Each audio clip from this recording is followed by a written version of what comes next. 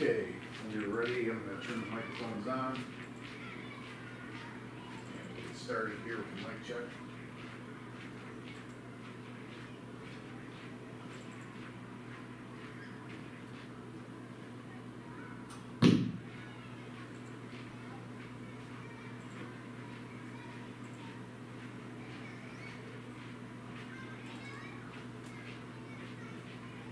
Okay, this is microphone number one, microphone number one, microphone one.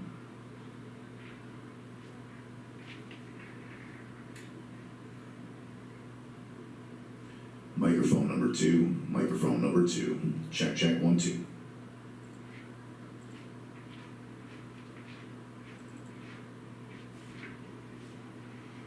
Microphone number three, super mic, microphone number three.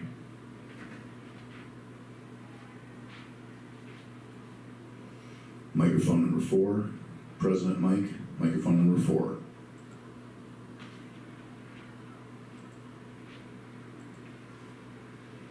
Microphone number five, check, check, 1, 2, mic 5.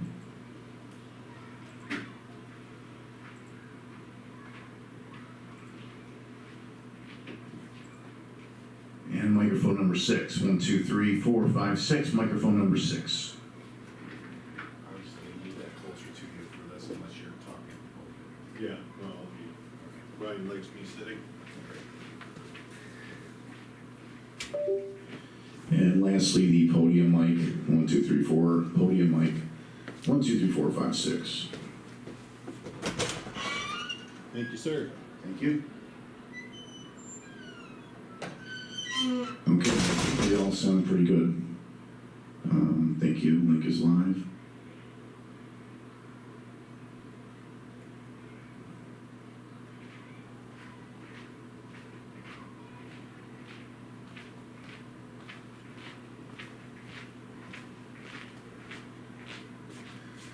Okay, I am going to keep the stream going, obviously, but I'm going to mute the mics here.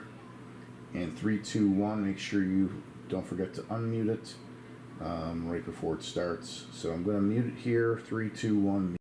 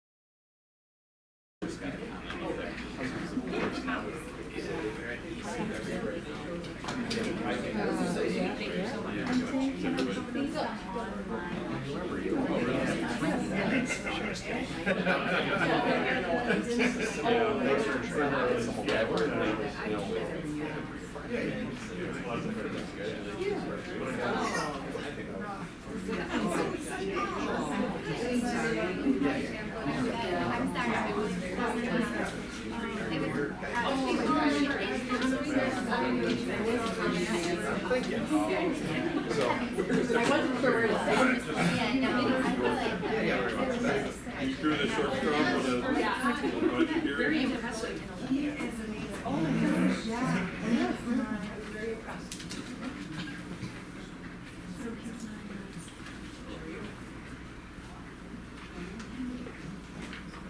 How are you, Hillary?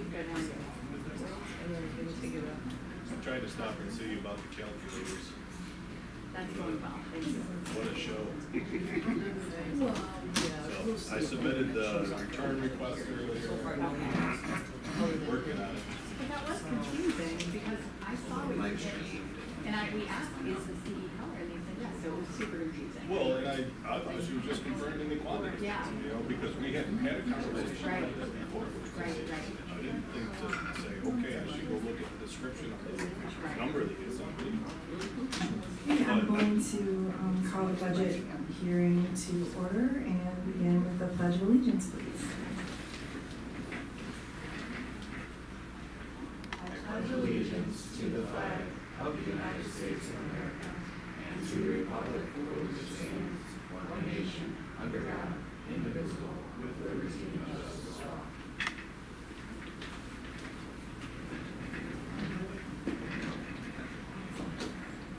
All right. Great, thank you for being here. Mr. Dr. Timms is here as well, so thank you so much. And you know what, to be honest with you, we have a lot of people who watch online, so I want to thank Robin for doing a live stream. And It's extra credit. so all good stuff. And for those who may be watching online or watching this later, you've probably heard me say multiple times that our board takes this work very seriously.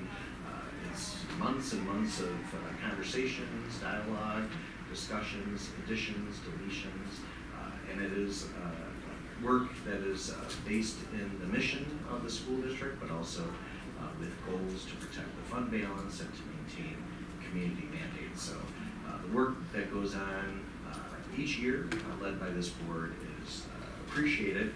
And today I'm going to turn it over to Dr. Merkel. Although this board has seen this presentation, some of you watching online maybe this is your first time. So Dr. Merkel, if you could lead us through this, that'd be great. Thank you. So just to recap the presentation I gave on April 22nd, as of today, we still don't have a state budget, so still no real updates on anything on that front. So we'll just kind of go back through some of the things that were in the executive budget. We have heard, it seems like two things that we have heard of is the cell phone ban has survived, so I'm not sure what the details are gonna look like on that yet, but it was funny, I was doing an observation today and they were talking about the cell phone ban and what that might look like, but we don't have any details on exactly what that's gonna look like yet. So the other thing is the school breakfast and lunch for all students. So that sounds like that survived the budget process, so excited about that, excited to be able to provide that for our students and make sure that they're warm and fed and ready to learn every day. So state aid, still the same projections based on the governor's proposal back in January. No new updates on that. The revenues, still the same. Total revenues projected for next year are $79,321,145, including an appropriated fund balance of $6,667,086. The things that we've included above the rollover budget for next year are some breakfast monitors at the high school, several club advisors at the high school, replacing a current TA position at Sidway with a math AIS teacher, another lunch monitor at Hugh, TOSA for behavior management, an ENL teacher, and some equipment increases, as well as the Viking Voyage summer camp to support some of our students over the summer. So we budgeted some equipment increases to start replacing some of the items that are outdated and broken. Our tax cap for next year, the tax levy is $41,846,514. That is a 3.14% increase over last year, and that is the tax levy limit. So we are proposing to go to the limit for that. Projections on the estimated tax rates for individual houses. So for a house with an assessed value of $185,000 with a basic star exemption would see a tax increase of about $90 for next year. And then the overall budget summary, which is $79,321,145. So that was the budget that was approved by the Board of Education on April 22nd, and that will be what we're putting out to the public for a vote on May 20th. So for those of you watching, please make sure you come out and vote on May 20th for the budget. Proposition 2 on the budget is for vehicle purchases. As of right now, our plan is to purchase one 65-passenger bus, two 35-passenger buses, and two Ford F-350 4x4s for plowing and other services throughout the district.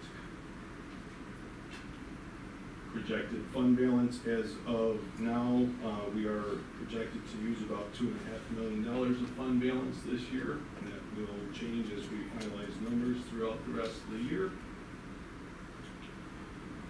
So here we are at the budget public hearing, and our next date for the budget process is the vote on May 20th. So please, again, make sure you come out and vote.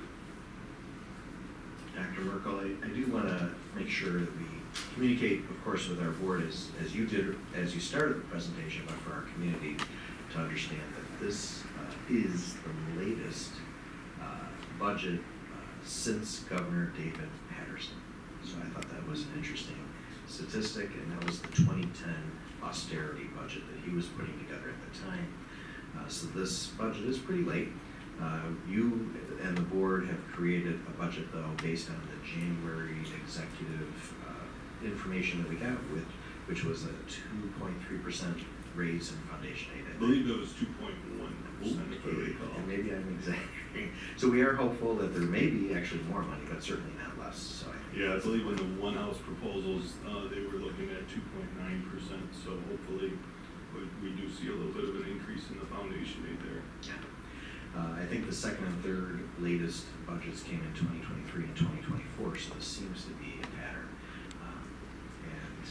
So we hope that in the future we can actually count on the state to be on time, to turn their assignment in on time, as it were. And you highlighted that there are some good things for students in this budget, which includes $340 million for food nutrition for all students. I think that is helpful, and there's a projection that it could save families who purchase lunches about $1,600 a year, so I thought that's good information. And all districts are waiting for the bell-to-bell distraction-free mandate that's coming from the state. Apparently, the governor is setting aside $13.5 million. Not sure, how that is divided by 700 school districts and what the devil's in the details, so I'm sure we'll get more information about that. For the board's understanding, I did write a letter opposing this mandate, this law, because I'm worried that it's going to shine a spotlight on children who have medical needs that are private, because my understanding in January that this bill would allow for exemptions for kids who have, say, diabetes and apps that help monitor blood sugar, which is a good thing, But once a child pulls out their phone and everybody else is allowed to have it, I'm worried about that kind of stigma or pressure on a child to reveal medical information about themselves. So I did write a letter to the governor in January. She did not reply, but I did have a lot of superintendents support it, and, so it'll be interesting to see what the final results are in this bill, but I'm not expecting too many changes. So very good. I just wanted to make sure we highlighted those things. I think our board has already adopted this budget. Any other questions? All right. I guess we can close the hearing. Can I have a motion? Yeah, sure. And a second? Just for All in formality's sake. favor? Aye. Any objections? Any abstentions? Motion carried 7-0. Then we'll start our meeting at 7:30, right? Great. So there's a break. Thank you. Everybody needs a Nice break. break. Thank you.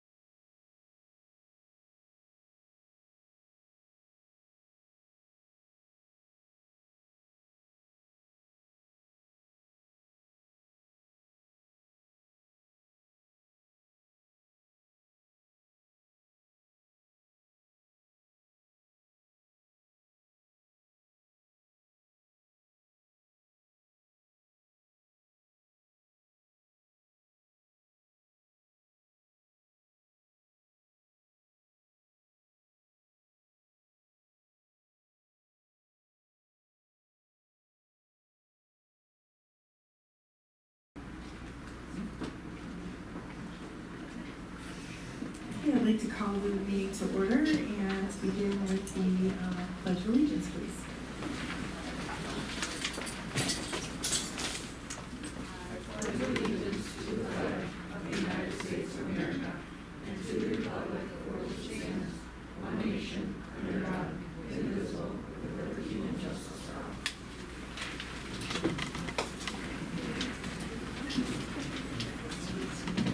Okay, with us this evening, we have Roger Broker, trustee, Jay Grover, trustee, Sherry Steffens, trustee, Jude Kuhn, our district clerk, Dr. Brian Graham, superintendent, I'm Dr. Ashley Dreyer, president, Sue Marston, vice president, Joy Lamarca, trustee, we have Danielle Bruno, trustee, we have John Fitzpatrick, assistant superintendent of curriculum, staff development, and human resources, Cheryl Cardone, assistant superintendent of pupil personnel services, and Dr. Robert Merkel, assistant superintendent for school business and finance. Great, couple announcements. If you could silence your cell phones, please, that would be appreciated. And just take note that there are emergency exits directly behind me and directly in front of me in case we need to leave unexpectedly. All right. If I could have an approval for the agenda for this evening, May 6th, please. And a second. All in favor? Aye. Any objections? Any abstentions? Motion carried 7-0. And if I could have an approval for the minutes from our April 22nd meeting, please. And a second. All in favor? Aye. Any objections? Any abstentions? Motion carried 7-0. That brings us to our student ambassadors. I'd like to begin with the middle school ambassador, please, if we could have an introduction.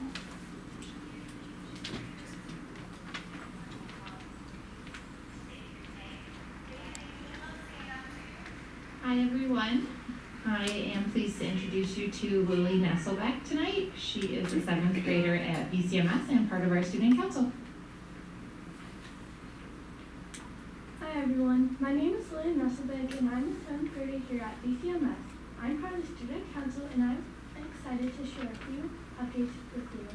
Last week we celebrated Spring Spirit Week leading up to our Dandelion Dance. Each day we had a fun theme. Monday was Hawaiian Day, Tuesday was Zipping Day, Wednesday was Neon Days, and Thursday we rocked our Crocs. On Friday we wrapped it up with Flower Power Day, and we ended the week with our Dandelion Dance from 6 to 8 p.m. It was such a fun night. The music, dancing, light-ups, and snacks made it a great time for everyone. A big shout out to the student council and the staff who helped make it all happen. This week is also the Teacher and Staff Appreciation Week. We've been celebrating all the amazing people who make our school such a great place to be. We hope all of our teachers and staff know how much we appreciate everything they do. Looking ahead, we're excited for our upcoming spring concert for chorus, band, and orchestra. We're also getting ready to welcome the 5th graders from Peak and Kindergarten for their student-led tours of BCMS. We can't wait to show them what makes our school so special. Thank you and have a great night. Thank you. If we could have our high school representative come up, please. Good evening, everyone. You were actually introduced to Charlotte Tower by Mrs. Pelt at our last board meeting because Charlotte is one of our 2 student board members who will be joining the team July 1. So she is a junior, and I'm going to have her give our update for tonight. Good evening, my name is Charlotte Tower and I'm the board ambassador representing the high school tonight. I'm very excited to share the exciting things happening in the high school as sports are in full swing and the school year is beginning to wrap up. To start, on Friday we will officially be halfway through the 4th and final quarter of the year. Many students are settling in to study for the AP exams that have begun this week, starting with the AP Biology exam on Monday, and the exams will end next Friday with the AP Psychology exam. This time can be very stressful for those managing exams, other classes, and extracurricular activities, but in the end, all of our hard work will pay off, and we will soon be able to enjoy our summer vacation. This past weekend, the class of 2026 held their junior prom at the Doubletree Inn in Niagara Falls. It was a great success, and everyone enjoyed dressing up, dancing, and hanging out with friends. We had a great turnout as about 110 of our 190 students in our class came out for a fun night. The next day, the juniors held a fundraiser with the help of Chipotle. Many people came out to support the class, and we are looking forward to seeing how much money we raised for next year's senior festivities. Spring sports are in full swing at this point, and many of our teams are celebrating wins and team records. For example, last night, the girls' flag football team won in their game against Niagara Wheatfield to keep a hold of their undefeated streak and improve to a 6-0 record. Tonight, the track team hosted North Tonawanda at home and are looking for a win. Over the weekend, though, the team traveled to Rochester for a large meet, and some of our athletes, including Brooke Christensen, Liberty Nowak, and Riley Kwiatkowski, came home with hardware. Lastly, this Friday, the Spotlighters are putting on their spring show, Romeo to Go, a comedy play about a class of amateur actors that is tasked with putting together a low-budget rendition of Romeo and Juliet in a little amount of time. The production will be entertaining and humorous, and many students are looking forward to seeing some of our favorite student actors on Friday at 6 p.m. in the high school auditorium. Thank you and have a great evening. Thank you.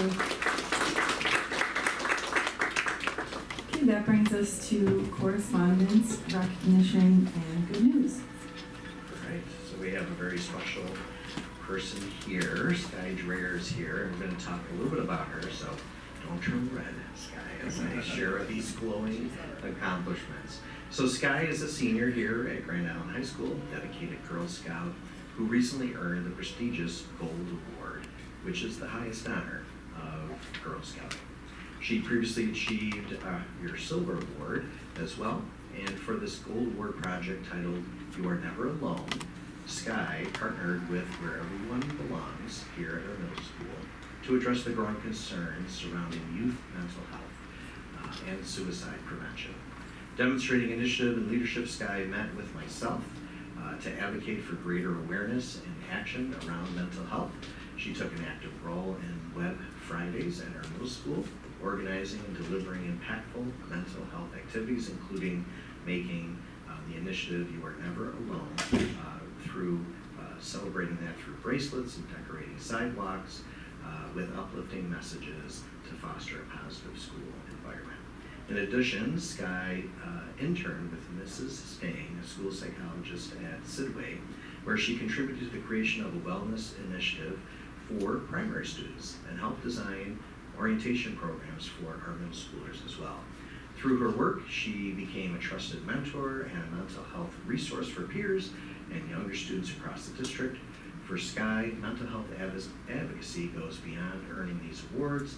It is a core part of her identity. She has dedicated over 150 hours to Girl Scouts, and experience that has deeply influenced her passion for helping others. Sky will be attending Westchester University Honors College, majoring in biology, and be placed on pre-med track and playing Division II rugby, which is pretty exciting. And she's also earned an early acceptance to LECOM, which is a medical school, and which honestly is a testament to your drive and your commitment and passion for helping others. So let's put it together for Sky Dreyer. It would be nice, Sky, if you would join the board for a photo. That'll be okay with the board. I just want to say a couple words, as I do for all of our Eagle Scout recipients. It's a true testament not only to Ashley, but to her mom and Rick for their dedication. This isn't a 1 or 2 year commitment. I am a first class Girl Scout, which was the equivalent to the Gold Award back in the day.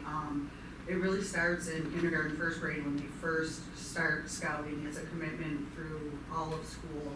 So congratulations both to Sky and to Rick and Ashley for their dedication to her scouting career. And Sky, I wish you the best, and obviously you worked hard and you know what dedication can do. So congratulations.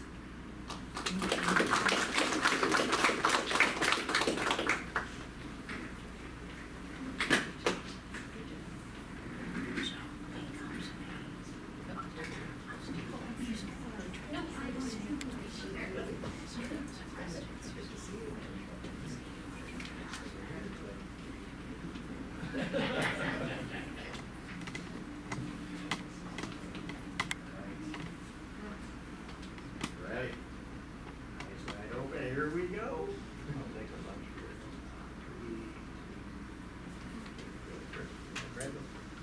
Yeah, let's do that, jump in.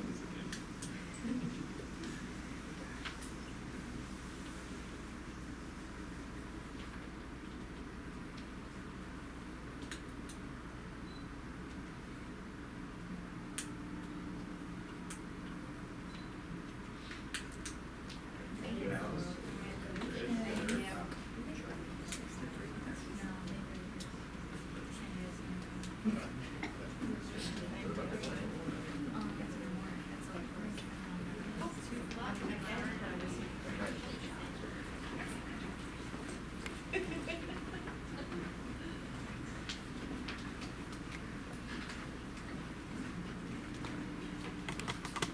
Okay, so that brings us to the public comment session for agenda items only.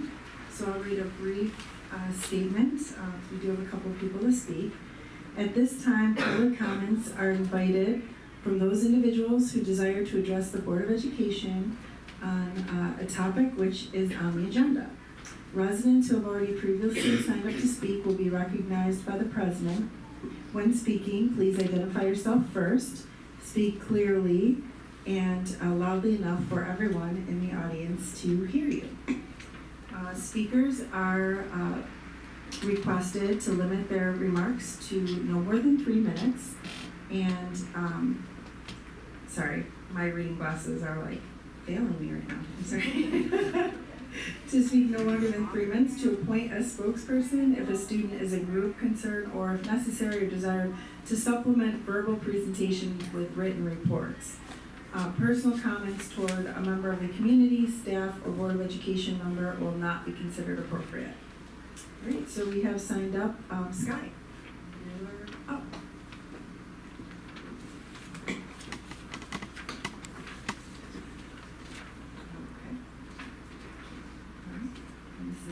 Can you give these to Mrs. Kretz? Sorry, we give her the originals, yeah. She's the principal, yeah. And okay, so this is one for the board members to take. And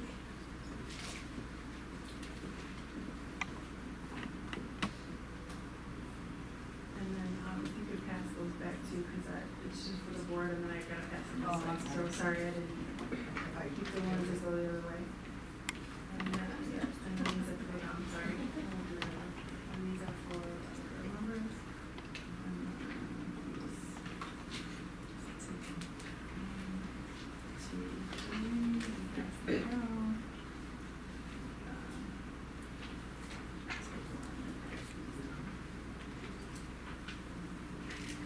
Okay. Yep, those are different set of student signatures, I believe that's over there. All right, so you have 3 minutes, so go ahead. Okay, hello everybody, my name is Sky Dreyer, and what I just handed out in front of you is a petition that I created for being allowed to decorate our senior caps this year. On the petition, I got 112 signatures out of 198 senior class students. I started signing, I only did it for 2 days, walking around and just having students sign it, and whenever I saw them. On the petition, I have Brooke Christensen, who is our class president, Madison McGowan, who is our student council president, myself as Interact Club president, and I also have our valedictorian, salutatorian, and also many members of our top 10 and AP honors classes, and I have a lot of individuals who are with high standings in the high school. This really matters to me because I feel like we should be able to self-express ourselves on our graduation caps, and personally I would like to decorate it in honor of my next chapter in life, showing many students want to show what colleges they're going, if they're playing sports in college, etc. Others want to do it in memory of a loved one who's passed away. For example, my friend lost her dad previously this year, and she would like to use her graduation cap as a memorial for her dad who passed away.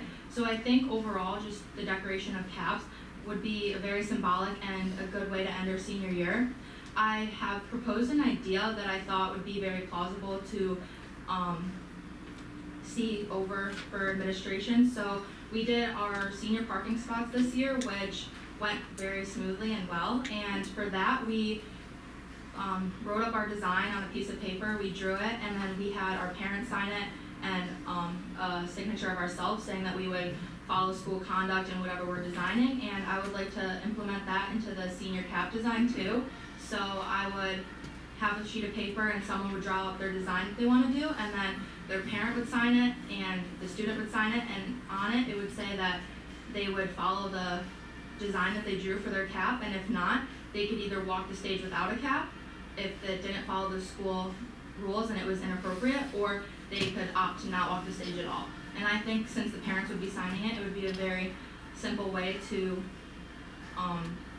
be allowed to decorate caps. Also, the chaperones at graduation, we pay chaperones at graduation, so I think that they could walk around when we're at Kleinhans and make sure that the caps are all school appropriate, and then there's a chaperone always at the front of the stairs, and I think that before the student walks onto the stage, that chaperone can give a double check and make sure that the cap is also school appropriate. 20 seconds. And yeah, overall, I just feel like this would be a really good way to end our senior year, and it's a very plausible idea, and the student body really wants it through the petition, and thank you for this time. Thank you. Okay, next up we have Anna Cipoletti.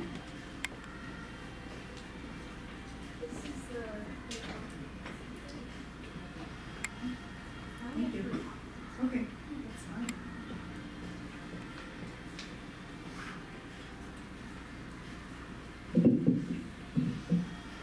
My name is Anna Cipoletti, a class of 2025 soon-to-be graduate at Grand Island Senior High School.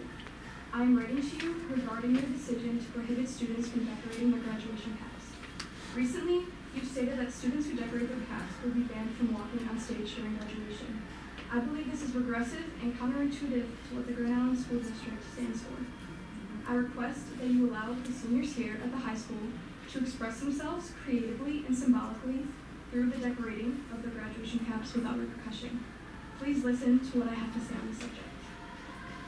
Firstly, I would like to highlight the importance of self-expression, which is an essential aspect of personal development and emotional well-being. We have students who are overwhelmingly eager to illustrate their own stories whilst representing the Grand Island School District at graduation this year. It is an honor that this incredible school is supported by enthusiastic students, as characterized on the Grand Island School District website, who want to embody the Grand Island's Always a Viking initiative. Additionally, something as simple as decorating caps for graduation can aid students in embracing their authentic selves. Partaking in activities that promote self-reflection and mindfulness benefit the youth as they continue into their adult lives. What not a better time for us students to demonstrate our pride and self-confidence than alongside the commemoration of our years of hard work. Lastly, if there's one thing that Grand Island schools have taught us, it's how to act as members of our community. I can guarantee you that the students who are willing to participate in the cap decorating have no harmful intentions. Yes, cap decorating is a minuscule matter, but its lasting effects will endure much longer than just graduation day. Something as beneficial as cap decorating should not be restricted out of fear that someone might step out of line. There are simple ways to set boundaries and create rules regarding the cap decorating process. I implore you, Grand Island School District School Board, to allow your students to utilize cap decorating as a way to garner confidence, make lasting memories, and exercise their creatively bright minds. If you are to have any further questions, comments, or seek help in conducting a functional, school-approved graduation cap decorating process, contact me through my school email. Thank you. Thank you.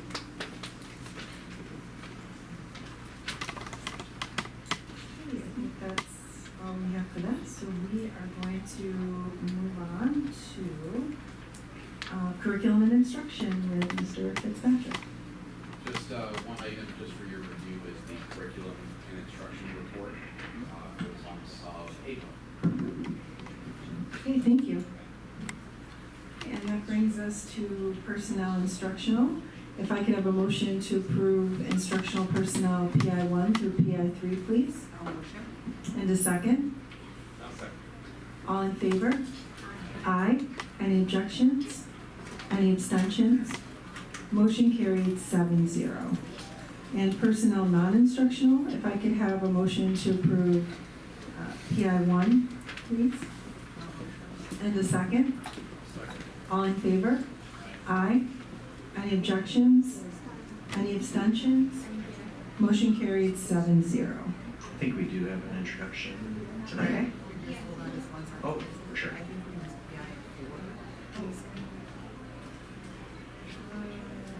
PNI 1, I have, I'm sorry, PNI 1.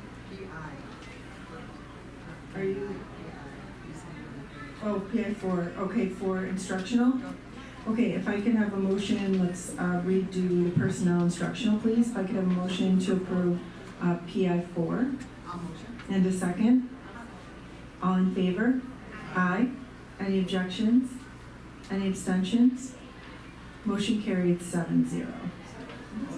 It's a good catch. Thank you so much. I think Mr. Howe has an introduction.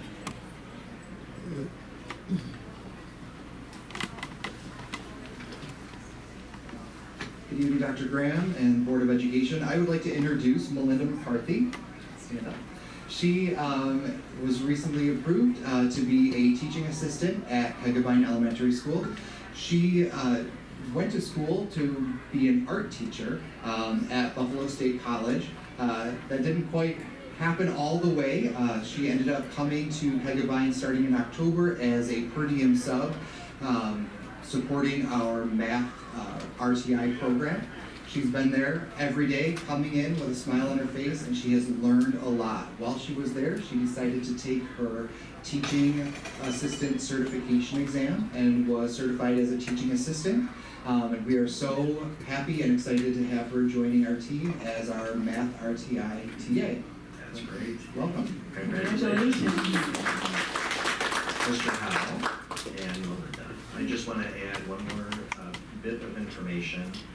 When the fire occurred at Kinder Kids, right? I believe you came over to Sidway under Mike Antonelli's leadership and quickly put together a classroom for your children who are at Kinder Kids and helped them get to their UPK graduation. So that's just another lovely bit of information for Linda, and we're very proud that you're joining this team. So thank you. Thank you. Great. I do have one more thing. Any other intros? All right, Mr. Antonelli, would you stand, please? All right. So tonight, as the board knows, you have accepted the resignation of Mr. Michael Antonelli, our esteemed principal at Sidway Elementary School. While farewells are never easy, especially when they involve someone as dedicated and well-respected as Mike, we do so with heartfelt appreciation for your service and support, and wish you the best in this next chapter, right? Mr. Antonelli served our students, families, and staff in Grand Island with integrity, with care, unwavering passion, and particularly a strong focus on early childhood education. Your leadership at Sidway has helped our students and our staff shape the school culture into a nurturing and joyful environment. Sid the Kid and so many other, your book vending machine, and all those great things have just been a joy to see develop through your leadership. Mike made the decision to step away from his role as principal to focus more fully on your thriving other business. So this isn't a commercial, but Nickel City Hardwood and now Cabinets is a thriving business in not only Grand Island, but all of Western New York and maybe this region. So we're very proud of you. Cheryl and I got a chance to go to the 40 Under 40 celebration through Business First with you, your wife, and your partners in this business, so we're very proud of that. This new direction allows you to be fully invested, of course, not only in your business, but with your family. And that's a gift any parent cherishes. So Mike really isn't stepping away totally. I support his desire to remain as administrator substitute, which I think our other administrators would gladly support you coming in and helping in times of need if they have to be away. So that is awesome. So Mike, thank you for your years of service, your leadership, and for building more than just strong foundations in our classrooms. You've built memories that will last a lifetime, so congratulations.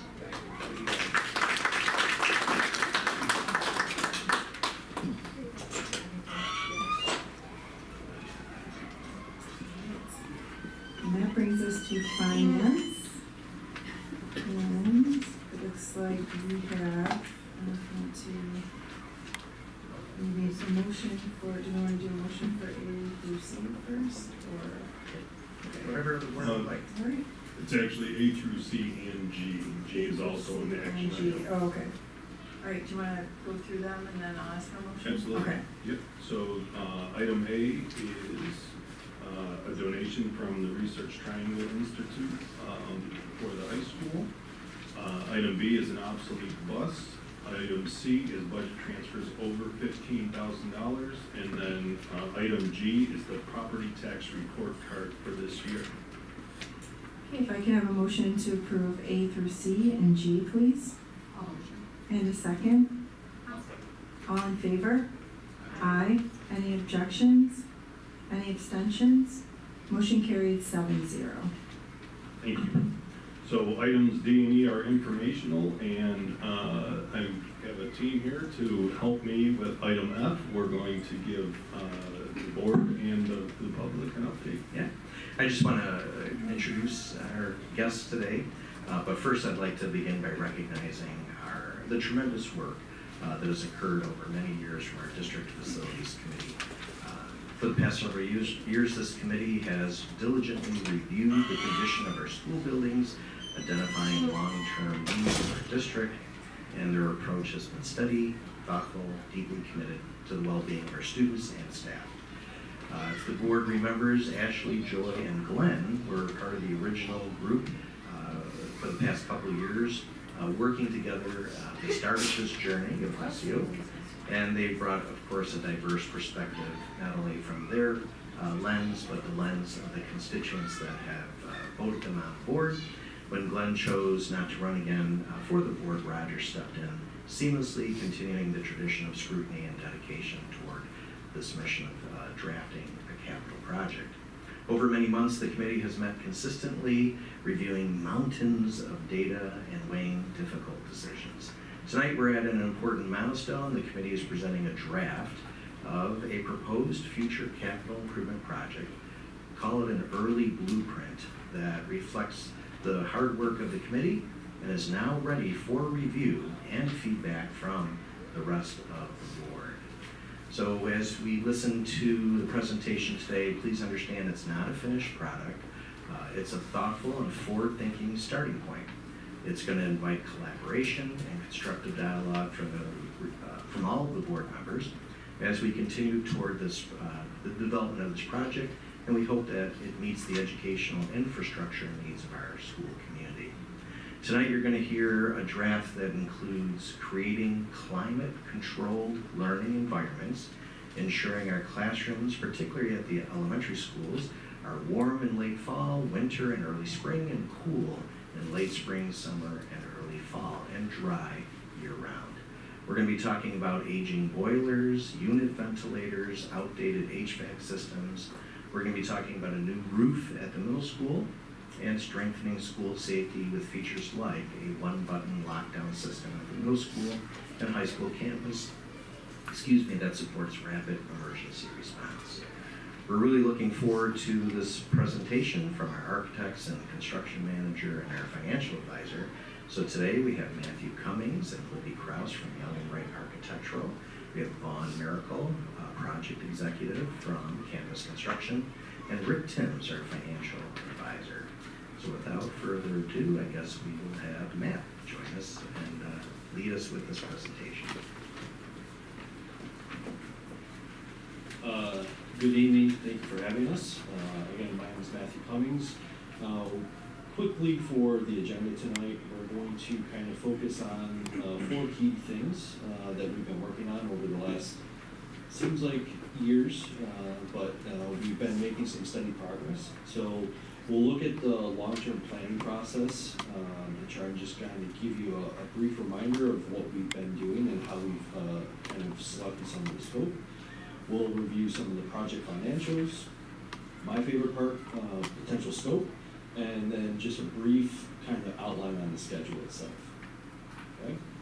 So when we talk about long-term planning, it's really not just this upcoming capital project. It's looking 5 years out, 10 years out, 15 years out, because just like you have at home, you have a long list of things that you have to take care of at your house, but the pocketbook might not be able to afford it. So what we're trying to do is plan the district's future, help you guys, guide you through capital project planning for the next 15, 20 years, not just today, okay? So when we start looking at it, we kind of break it up into two different areas. Building needs, we're looking at existing conditions, existing concerns, and also incorporating facilities inspections. So every 5 years, the state requires the district to do a building condition survey. We recently completed one a couple of years ago. We've turned all that data over to the district and used that to help build some of the scope items for this upcoming project, and then also added things to the long-term plan itself. I think we're due for a facility rental. Has there 5 years? It's been completed.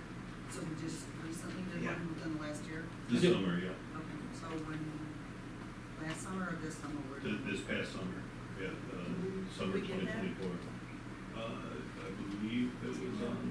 You looked at it, Yeah. you looked at it and we received a report of. Because the last time we got a big, thick 210 page, I don't remember receiving that as a board. I don't know if you guys looked at it at your committee, I don't remember receiving that. Maybe I wasn't here at that meeting, but I don't have a copy of it. If you could get that for us. Yeah, I'll double check it if we didn't, we are still. Because I was waiting Yeah. for the announcement that we're having another one. Yeah, we are still working on it. You know, there's still some aspects that we are finishing up on it. The majority of it's been completed, but Gotcha. we can But has that definitely been get talked about in the facility meeting? 100%, yeah. And then the board should have the information Yep. and all that. Okay. Thank you.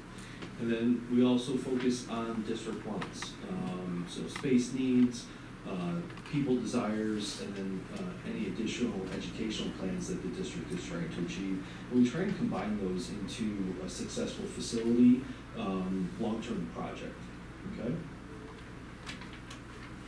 And then we kind of also focus on, well, actually, let's get into a little bit more detail with Libby. She's going to be chatting with you guys about the building needs itself.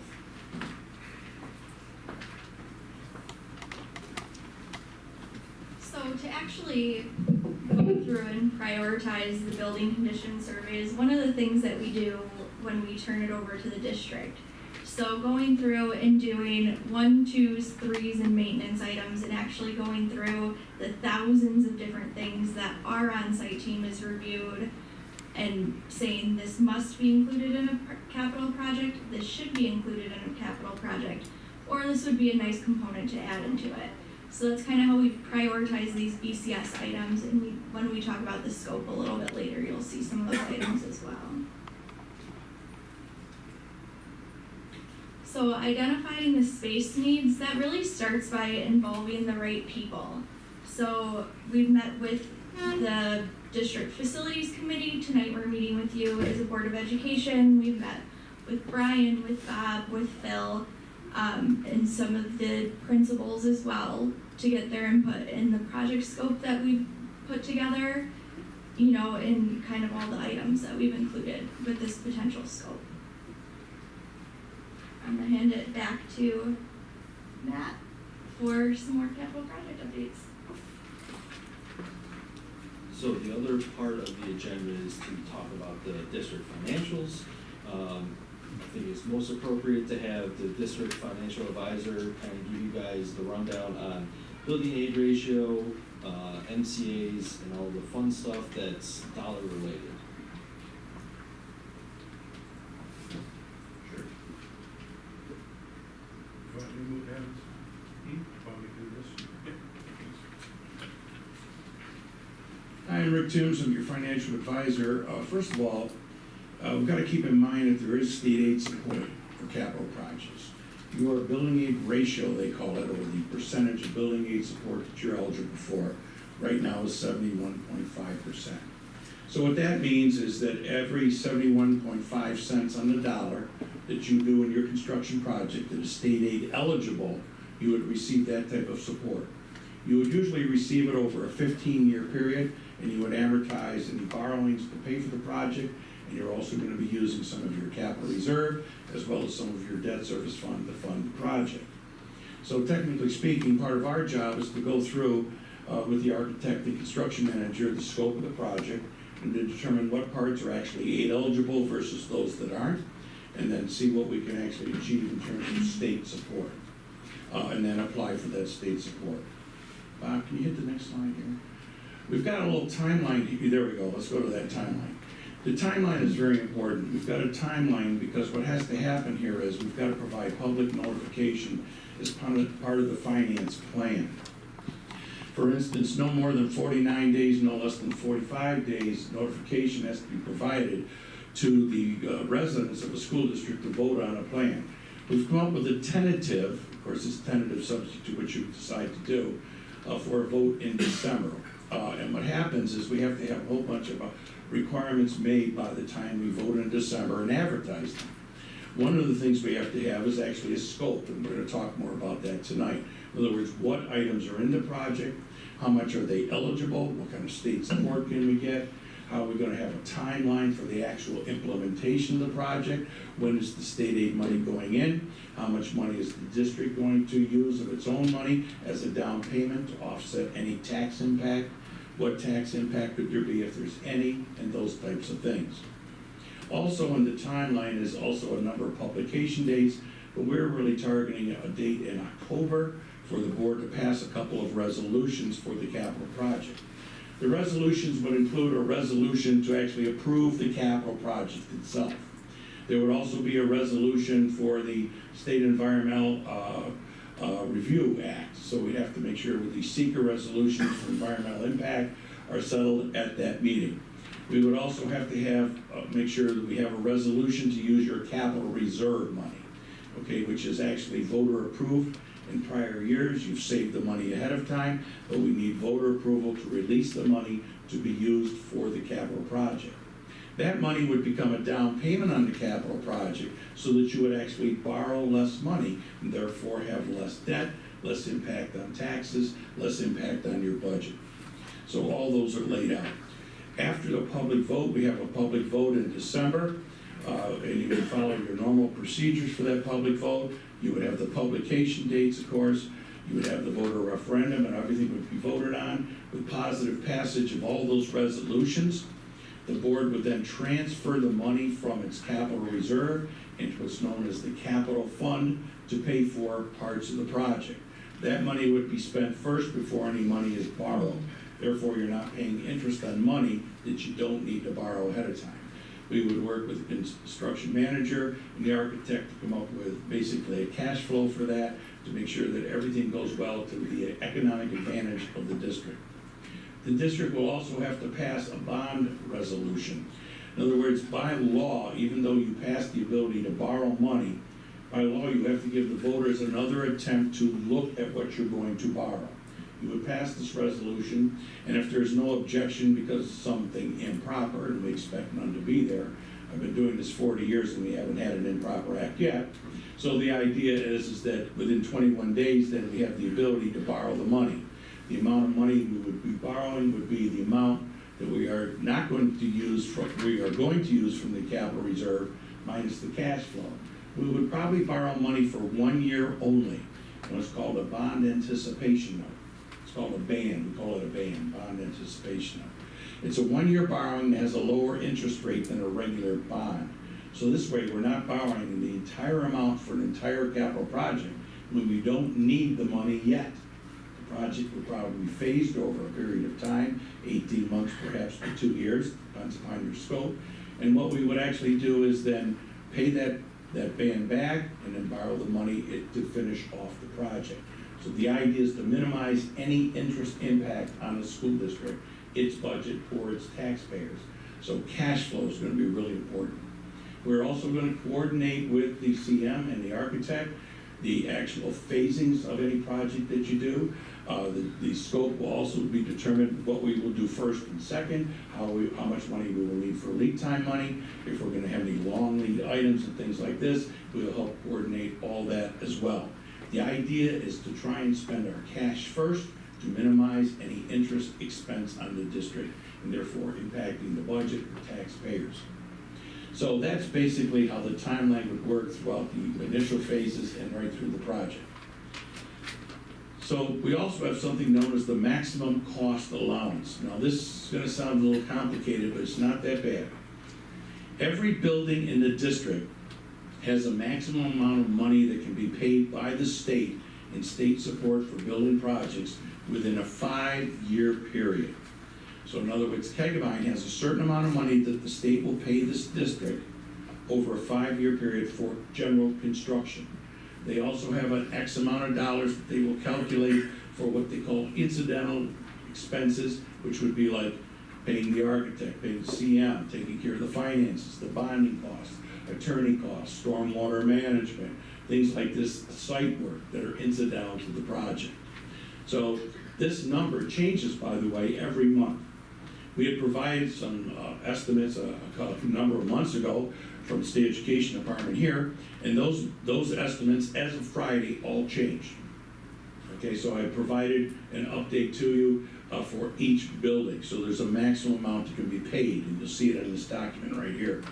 So what we would actually have is, for instance, you'll see the buildings lined up along the top, and then you'll see basically a construction and related expenses, and you'll see that there's a blue line in the middle, and that is the maximum amount of aid that can be paid for that building within a 5-year period. You'll notice that you have done a couple of capital outlay projects, and those are then subtracted from that number, so we keep that updated. So what would happen is, let's give an example. In Kegabyne, for instance, right now you're eligible for $10,854,000 of building aid for items that are aid eligible. Now when I keep saying aid eligible, I keep saying it over and over. What does that mean? Okay, if you're gonna put a new roof on a building, aid eligible. New windows, aid eligible. Doors, aid eligible. Repair the floors, not repair the floors, replace floors, aid eligible. No basic repairs are aid eligible, nor is generally furniture eligible. For instance, say you wanted to replace cafeteria tables. So part of our job will be to go through the scope and determine what parts are going to be aid eligible versus what aren't, and how they're going to affect your finances. Okay, see how that would work. Now you'll notice there's another section down here at the bottom called site work and incidental. Same thing. For instance, if you wanted to put, say, a playground in, certainly aid eligible. Parking lots, sidewalks, things like this, all aid eligible. You put a couple bushes around the outside, for instance, aid eligible. Okay, but there are some things that will not be aid eligible. For instance, furniture would be down there in that section as well. Asbestos abatement is aid eligible. But what we're trying to do is figure out exactly what you decide finally in the scope, and then take a look at that for aid purposes. Now, if you go across the buildings, you'll see that there's an amount for each one of your schools, each one. Press boxes, concession stands, those types of things are not aid eligible. So any work on those are really going to be part of that cash we're going to have to put down to offset any taxpayer impact. Right now, we don't see that in any particular scope, or we would have identified it in this list. The Echo Staley building over there, right now, I think, we would actually have to investigate to find out the aid eligibility for that building, as it is not currently student-occupied space, which is basically usually non-aidable by the state education department. So we would have to investigate that and get the state education department a ruling on that. And that would impact then any work over there. The work on that building would be perhaps non-aid eligible. The second sheet, if you'll notice, we've got something a little more filled in. What we did is we took a preliminary scope provided to us by architect and CM, and we basically plugged those numbers in. So you'll see it says proposed capital project, proposed EPC. See those numbers going across the page? So there they are right there. And those numbers going across the page, those would be subtracted from your maximum cost allowance. And so you'll see in this example, hypothetically, there's about $11 million worth of construction work at Kegabyne that's right now in the preliminary scope, and about $567,000 worth of EPC work, energy performance work. So what would happen is you'll notice it exceeds the aid ceiling. See that? By about $715,000. That does not mean you cannot do the project. We've just got to make sure we have the finances to support the part that the state will not support, if that's desired by the district. Does that make sense to everyone? So we actually, and you'll notice there's a couple places where they are not aidable. You'll see they're in red. So just preliminarily as an example, out of around, let's say, $68 to $72 million project, around 2.13 million on the bottom there in red is non-aid eligible. So the district could support it with using its debt service fund and its capital reserve. Now these are really two different pools of money and they have two different rules. Capital reserves can only be released for use by the district through a vote of the population. Okay, because they were created through permission by the residents, they have to be allowed to be used by the residents. So that would be a separate proposition. Your debt service reserve fund basically can only be used to eliminate existing debt. It cannot be used to fund a new capital project. But what we could do is, because we're finance folks, what we would do is start using that money to decrease your current debt to make room, if you understand what I'm saying, for the new debt take its place. So it's kind of like I always characterize the debt service fund as Uncle Louie shows up and helps me with my car payment, right? So I can buy a snowmobile. So the idea is we're going to take money that's used for one purpose and actually lower the impact on the school's finances to make room for a new project. So that's how this would be done. And we will work obviously with the team to do that. Now the key things we're going to need to really finish up it, we have to determine, I think as it's been pointed out today, exactly what is in the scope. So we probably have till, I'd say probably early September to figure that out if you're going to have a December vote. Because we have to do all the advertising, we've got to get all the attorneys involved in this, we've got to get bond counsels involved for all the borrowings, have to have all the resolutions written, and the board would have to act at its October meeting to make all this come true. So I guess the way I look at it financially, it's time to fish or cut bait on the scope so we can actually work out a financial plan that will work for you. If there is a tax impact, say perhaps, based on what the scope is, the aidability, the maximum cost allowances, and so on, then you'd have to determine, does it stay in, to Libby's point, you know, something that would have been, well, we really want that, might be a nice to have, depending upon how much of an impact or no impact that you would like. Does that make sense to everyone? And we will work along as you're developing this. So we'll have to do probably a number of iterations on this because this number is going to change next month. And what it's based on is what they call a regional cost index and a construction cost index from the State Education Department, from the Department of Labor. So we'll try and keep up to date with as much as possible. The idea financially, as far as I'm concerned, is to get the most work done, the most important work done, as inexpensively to the Board of Education's budget as well as to the taxpayers of the district. That is our mission. Are there any questions I can answer? So the dates proposed for the publications,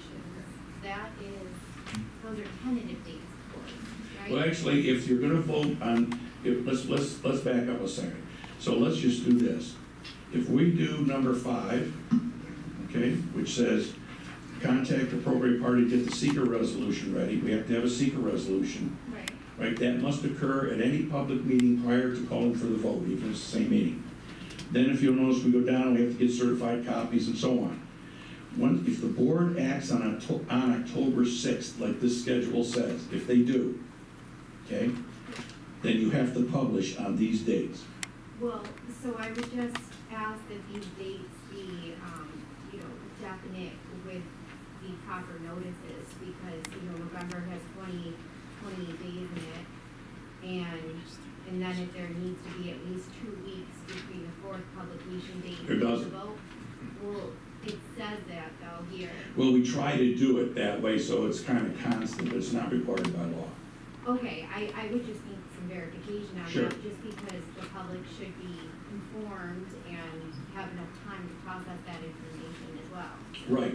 Yeah. If you'll notice, what you're going to do is, I think there's a number in here, public information meeting number 13, and you can have that. We suggest that you obviously have it in November, so that, to your point, the public is well advised of what's going on with the whole project, tax impact, if any, how the money would be spent, what the resolutions are. They've got to be properly informed. There's absolutely no doubt about it. The publications have to be at least 4 of them, and you'll see the rules up there. No more than 49, no less than 45. That's the actual rule. We try and do it about every couple of weeks, so it becomes a constant. It's easier to schedule with the newspapers or the publications. So we try and also have a publication 2 weeks prior to the vote to make sure, because if something happens, we've had cases where there's a tragedy happen, like there's a, I don't know, a big storm or something the paper can't publish, we have a chance to republish again. Does that make sense? Right, I just would need, I would ask for more definite terms on the dates being corresponding with what is required on, publications and getting it out to the public in timely. Okay, all right, that's easy enough to do. Thank you. You're very welcome. Any other questions? So when the state reimburses you, and we have to get loans for 15 years, and you might already know this, I was saying, we cover the interest though, the state does not reimburse? It's included. It is included? It is included. It's included in a real strange way though. It's called the state reimbursement rate for interest. And what happens is, believe it or not, the amount of interest percent that they cover is actually calculated the year after the borrowing, believe it or not, so that you cannot know it ahead of time, because it's based on all the average interest rates of all the borrowings by all the school districts in that year. Are they generally pretty close, or? They're generally pretty close, so there are some winners and losers, but we also will provide an alternative to you. There's something known as borrowing through the dormitory of the state of New York, okay? So there's a lot more paperwork to it, but the key thing is what happens is if you borrow from the dormitory of the state of New York, whatever interest rate you get there is automatically reimbursed by the state. So what we do is we usually have some New York financial advisors take a look and say, okay, if we went to the public market versus the dormitory of the state of New York, what would be the best deal for us to get reimbursed through the state? And they will actually give us 2 scenarios, and then we can choose. It depends upon where the public market is at the time, as well as the state's financial position. Sure. Sure. That makes sense, thank you. Sure. Any other questions? And I just want to point out that I think I misspoke. I don't know what got into me thinking that there's only 28 days. So I do acknowledge that mistake there, so. All right, thank you. That might also. I didn't say anything, we're good. I just would have, so. No, I'm an ex-teacher. Listen, life's too short. Well, no, it would help make sense for me here with the dates too. Not to worry. I know what you're after, though. Yeah. No, we have to be concerned about people. Not to worry, ever. Thank you. You're very welcome. Some of us did catch that. Yeah, I'm just sitting here going, okay, thank you. So, yeah, not to worry, ever, seriously. Appreciate it. Right. All right, any other questions? So, be assured, I'll be working with your team and probably your facilities committee and your board and everyone here. And we really want this to go well. Right? And, okay, thank you very much. Thank you. How soon are we hoping to do this? What are the dates that you want to start something like this? Well, after the board finalizes, this is a draft that you're looking at today, so the board will have a lot of opportunity to share perspectives. But it would be great, I mean, from my perspective, if we went out to vote in December, and that's why you saw the timeline that Rick. Okay, so Can I just point out one thing? Sure. December is kind of like a very good date to go out. Because what we always want to do is try and bid things when it's cold outside, so a lot of times it makes the Deer Fest and be approved. And then we always want to finish projects up either in June or December, because there's timelines on submissions to get the aid started. So if you miss certain timelines, all of a sudden you've got to wait a half a year to a year. So December is like a great month in many cases, not all, to do that. And we had success a few years ago with Yes. the last capital project, thanks to Young and Wright and Campus Construction and all the team, because we went out to vote in December, it was approved. All the design work began, and then by the time that was submitted to the state, it really, as Rick just said, it was about a year later, maybe a year and a couple months. Then we're going out to bid, just like you said, in February. And by the way, that, I'm not saying this will happen this time, but we got good bids the last time. And in fact, a $24 million project that we proposed was about 18-something million. So it was really great work by the board and by the entire team. So Rick, that's a really good point and why it's important to try to go out in December. It's probably a good idea to do it after the stadium's done as And well. after the stadium is done, that is absolutely correct. Thank you, Rick. You're welcome. Thank you, Dr. Timms. Turn it back over to Mr. Cummings to discuss the scope of the project. Okay, so as Dr. Grant mentioned earlier, I think the focus has been for everyone to focus on warm, cool, safe, dry buildings for the district itself. So the next couple slides, we're kind of focused on those types of items. The middle high school, SED views it as one building, but we're gonna break it up into two just for keeping things simplified for you guys. So at the middle school, we're looking to, the district is, I should say, looking to renovate the middle school locker rooms. We have some flooring that needs to be replaced, corridor lockers, looking to add, okay? Add air conditioning to the cafeteria. There's some issues with the ramp area and the wall tile, so we'll look to address that. Roof replacement. So as a part of the building condition survey, we also had some roof scans done of the roofs. Not a lot of wet installation, but enough to be something that needs to be addressed, and it is also at the end of its warranty period, so we would be looking to have that replaced. Dr. Graham also mentioned upgrading the building-wide one-button access for lockdowns, which is a safety measure that we're seeing in a lot of school districts around Western New York. And also the upgrade to the Wi-Fi network throughout the building itself. Libby's going to chat about the high school right now. So some of the high school scope is the same, the network infrastructure and Wi-Fi upgrades, the building-wide lockdown system. There's renovation of the gym and pool locker rooms as well. Replacement of the high school cafeteria and library windows. Corridor lockers, so similar to the middle school scope. Replacing the football field turf carpet, so that will be nearing its end of its useful life during the project. So a turf carpet is good for about 15 years, and then it loses the ability to meet the GMAX testing that's required. So that's something that we definitely want to make sure is safe for students. Auditorium projector, screen, and camera replacement is also included at the high school.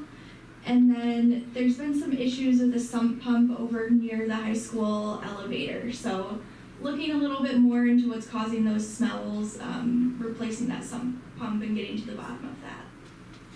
So I have a quick question. Yeah. I'd like to go back to the smell by the elevator. Mhm. So this has been a concern for years. It's something we've been looking at for years. My recommendation on that is, I really think that needs to be determined before we decide what the scope of work is on that. We're now saying it was a sump pump, we've been talking about drainage. The last time I was here, and speaking with others, they think we may have disrupted or busted something when we did something with the parking lot in our last capital project. I don't know how we put a price on something that we don't know what it is. So it would be my hope that if we don't know what it is prior to starting the project, that before we start all of our hopes and dreams in this project, that is something we look at first. Because if it's something we think is gonna cost $1 million, and it ends up being millions, that we aren't knee deep into all of these projects before we know what that is. Because we've been talking about this for years, and we have not been able to find out what it is.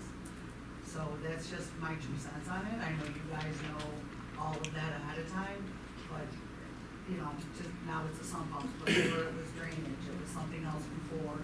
We have not been able to determine what that is. So I don't know if it's been looked at yet, but if it's another assumption, I would like it to be a little bit more of an assumption before we get too into the scope of the project before, just so we know. I mean, I don't know how you assume a project price without knowing what the problem is. Sometimes we're taking worst case scenarios, but I agree with you, the more information and data that we can collect, the better. perfect example is all of the work that we've done with K-Line as well.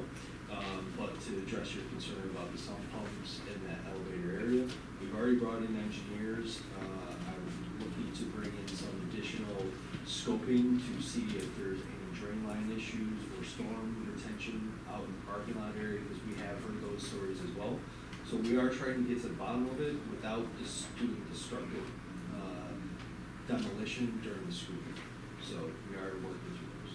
And then the other thing that I just didn't hear is the sign behind our lamp post out in front of the district office.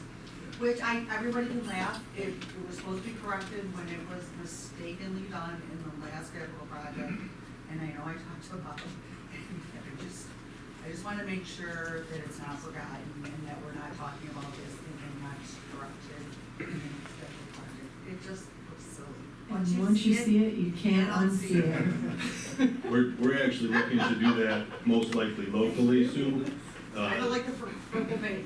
Yeah, we're probably gonna do that locally outside of this project. But, you know, a lot of these figures that we're gonna see tonight are preliminary figures. You know, we haven't really dug down deep yet, so, you know, a lot of these are, you know, let's look at kind of refining the scope, and then once we have that scope that we're chasing, and, no, It's getting worse. 100%. We've been chasing it for 2-3 years. For sure.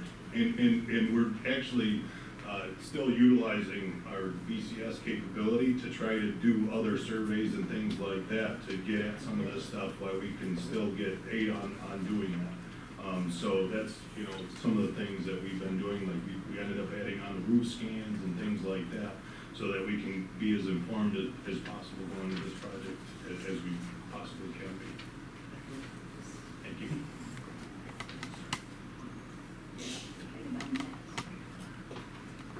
All right, moving on to Kegline Elementary. The scope is a little simpler here, in theory. One of the main focuses is the BCS and the district are looking to address boilers, unit ventilators, piping, controls, that are at the end of its useful life. The boilers are, I don't want to say original, but they have definitely seen some better days. They've had piping issues with valves and stuff like that, so all of that should be replaced, and that was identified in the building condition survey. And the district, and we heard it distinctly at the facilities meetings, are looking to, while we're doing all of this, incorporate air conditioning into these classrooms because of some of the climate and temperature ranges that we've been seeing throughout the school years in the summertime, okay? So if you look at the floor plan, the blue areas already receive air conditioning. The yellow areas would be the classrooms or spaces that we would see added air conditioning to help with those classroom conditions, okay? The whiter areas, those are basically just whether it's a gymnasium or a large maintenance space. We're not going to be looking to address those at this project in time, but we can certainly add things like gymnasium to a future project if the desire is there.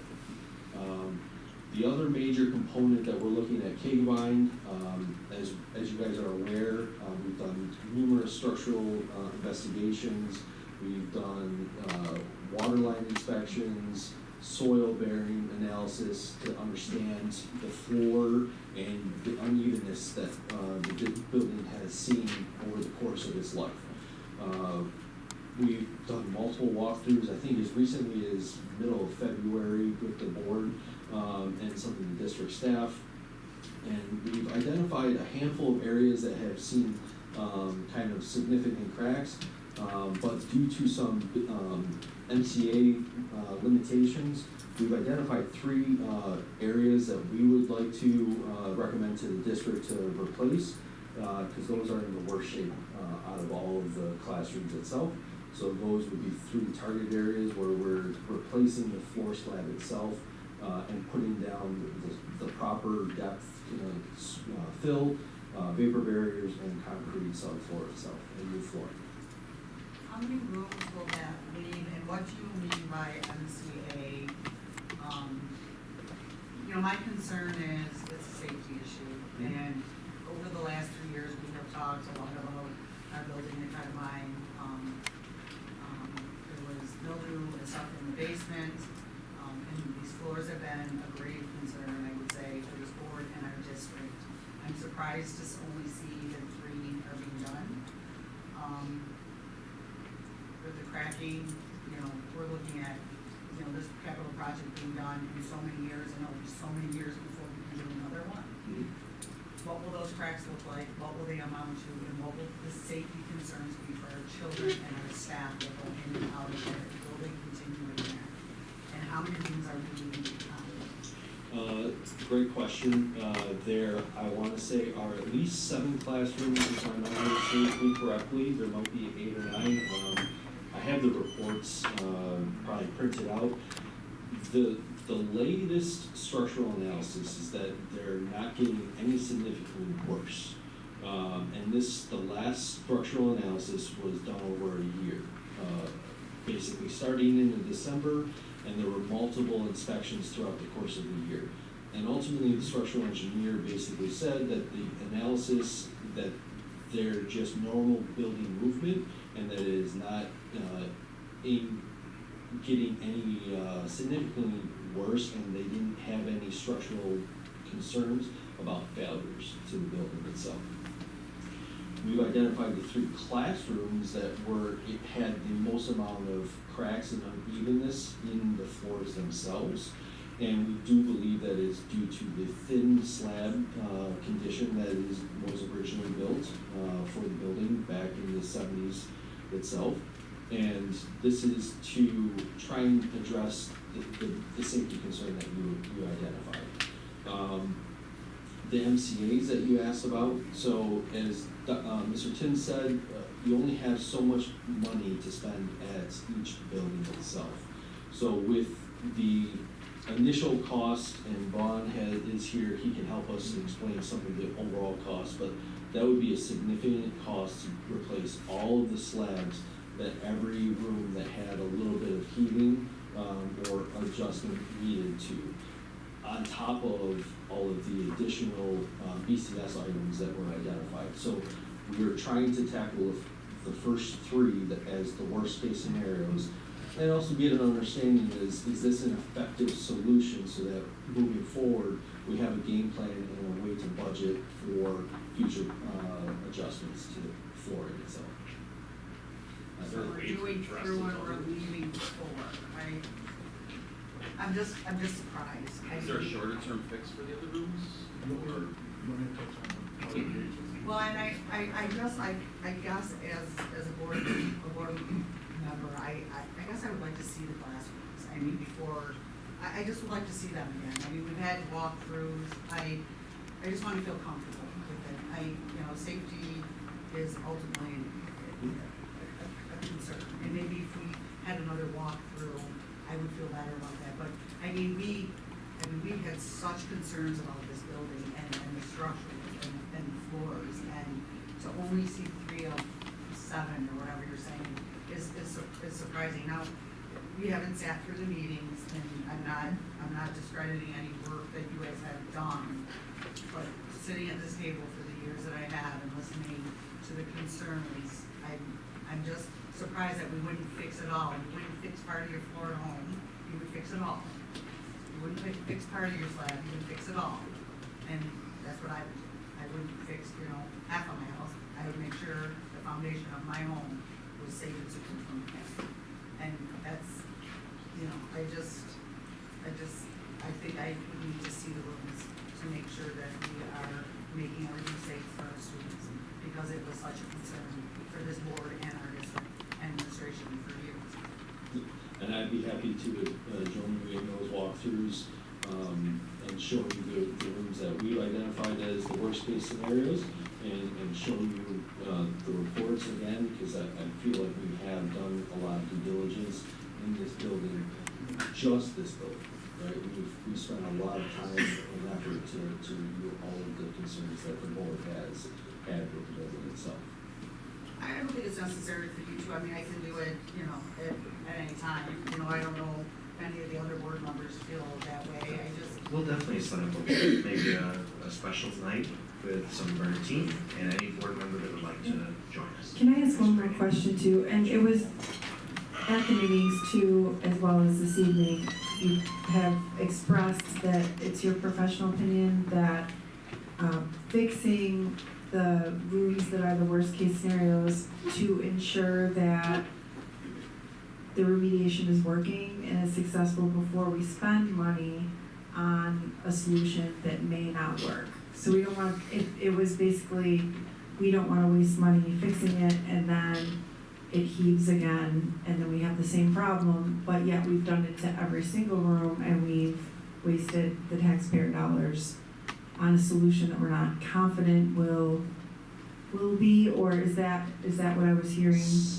Yes and no. So I would say, don't- I would want you to fix those rooms if you are not confident that you're not fixing those rooms, then we're not doing it. We're not doing any rooms.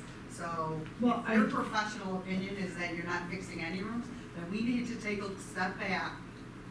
Even if what you're saying and what you said, then we're not fixing them. If you're not, you know. So maybe I'm not sure. expressing that the right way. You're Well, that is confident what that you said. it will fix it, Yes, but will I it, said yes will and it no. maintain over time? Will it maintain over time? You're confident that it will fix it, but will it over the long haul, in a year You know, later? unfortunately, still we be- have the lowest MCA with the building that has the most structural problems. Well, I right? understand. So to I'm throw just all trying to that be money careful that's. what we're saying here. Right. Because we're spending money. Yeah, if I can address a little bit of that. So I look back at some of the older reports. I mean, we've done studies in 2003, 2021, 23. We've done several studies on this.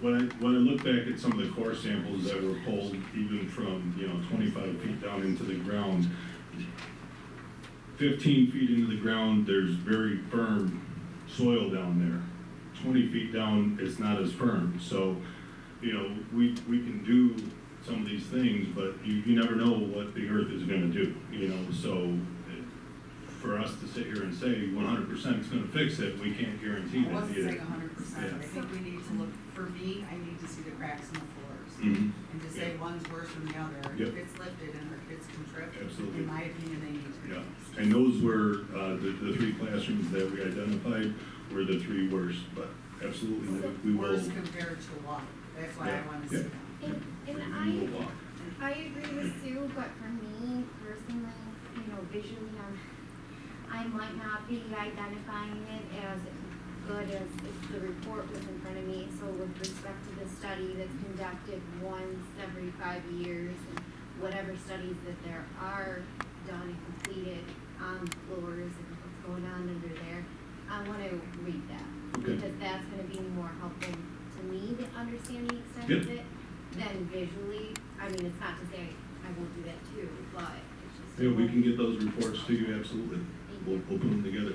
Thank Very you. helpful to see the reports and to also see the rooms, right? I mean, any lifting, anything that is not, we're saying they're the three worst, but if they're still lifting and then they're in major traffic areas, they still could not be safe for students. That's all I'm trying to say.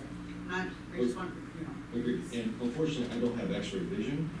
We have dedicated building principles that we're building and basing our budgets on how to correct. There are temporary measures that we can certainly look to address in the meantime for the other spaces that we are not replacing, but that as a building, you guys would have to decide if that's an expense that you feel is worth it. But we can certainly help work through those types of issues I as just well. think it would be nice to see it and make sure that we are taking the safety of the students. I will happily join you just to kind of identify, make sure It that wasn't we're an all on the argument, same. I just wanted to understand why we went with everything, Yep. and it doesn't necessarily have to do with the underground reports and how it's gonna shift, it's just the actual condition of the room and if it should be fixed. Great That was all my questions, concern was. great questions regardless. Vaughn, is there anything you wanted to add? I know you've been with us every step of the way for many years through campus. Is there anything else you wanted to highlight with respect to? Sure. I would like to just, excuse me, outline a part of the HSE report, which was the latest of 3 structural reports that we had done. These reports will of course be forwarded as well, but two of the summary findings that are important to note. His first is, although slab movement is obviously happening, it does not appear to be overly excessive. Most of the slab and corresponding wall movement seems to have stabilized in comparison to past reports and observations. That's important in the fact that it seems that what has moved over there is over a long period of time. That was also seconded in some of the year-long observation that we have had. They went out in December, went back out in June, went back out in the following December. There was not significant movements in those periods of time. So that further evidences that the movement that we've seen there and the settlement, the heaving, has occurred somewhat to its end. The third bullet that they have, it should be noted that we are confident that the movement and moisture conditions are not a structural concern. These conditions do not represent a structural stability issue or structural deficiency. This condition is a cosmetic issue and a long-term serviceability issue. Now, in our February walkthrough, I had marked down, Libby, that we had 5 rooms that were of major. They were worse off than the rest of the classrooms in the building, 3 of which were significant. So in those 3 classrooms, we put into the concept and the scope of the budget to remove the slab on grade, remove the sub-base, go right down into the subgrade, and then build back up from -3.5 foot. So engineered fill, compaction, replace the sub on grade floor. In the other 2 classrooms, that's what we're referencing, is we could try, they were minimal compared to the other 3. We could try in those classrooms to remove the VCT, to take care of the top concerns, feather that floor out, replace the VCT, and watch that through the course of the project. That is an extremely minimal expense in comparison to the full-on scope of work of replacing the subgrade, the sub-base, and slab on grade.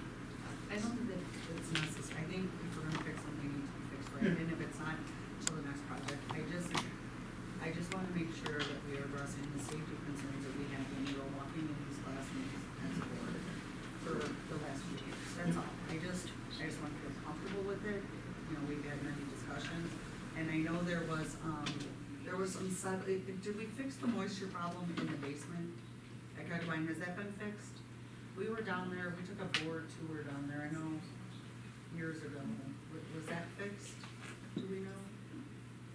There was a lot of moisture and water in the basement. I'd have to look into that and see if we address that. I don't recall. I mean, I know we went down there was a lot of water in the basement there. I mean, if that's a question we could get answered, that would be good too. I think there was a lot of concern with mildew and mold at the time. Felicia's shaking her, I guess. I think you were on the tour with us? She was, yeah. So Libby, will you be able to look at the building condition survey and see what the most recent data tells us about that? Just Thank you. curious, it may not be an issue anymore, but I know at one point it was. Mm-hmm. And then I think there was some settling in the new addition we put on the connector of the 2 is. We noticed in our recent walkthrough, Okay. the corridor floor cracks. It's not safe, it's not a safety concern, I was just wondering if it was noticed, there's no Okay. Yeah, just a last point, that there was a heavier concern prior to the 3 structural analysis. Once those were completed one by one, I think that we learned a lot more about the building.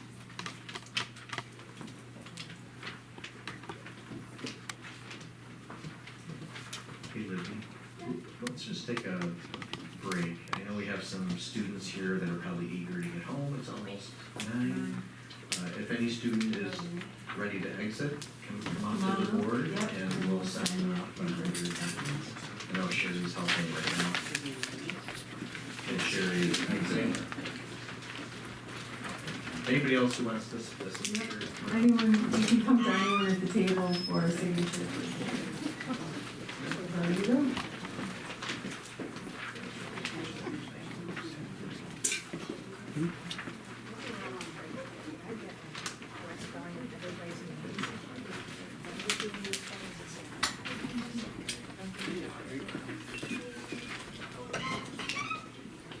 Thank you.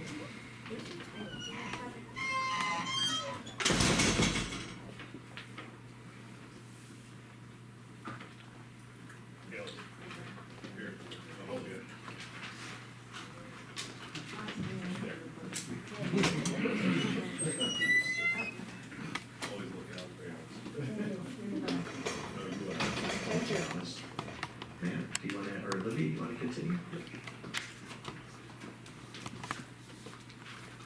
So moving on to Sidway. Sidway has a similar scope for the HVAC replacements and upgrades, so those boilers and UVs over at Sidway are a similar age to the ones at Kegabyne, which you'll see as a theme throughout all of the elementary schools. So we have a very similar floor plan with the yellow classrooms being the ones receiving those HVAC upgrades, so new unit ventilators, with filters, things like that to help with the air filtration. And then the purple areas on that map already receive air conditioning. And then along with that, the exterior door and steps that lead out to the park, to the playground are starting to deteriorate. It's kind of from years of salt and things like that, so we have that included in the project. That was one of the main things that our BCS picked up on for Sidway.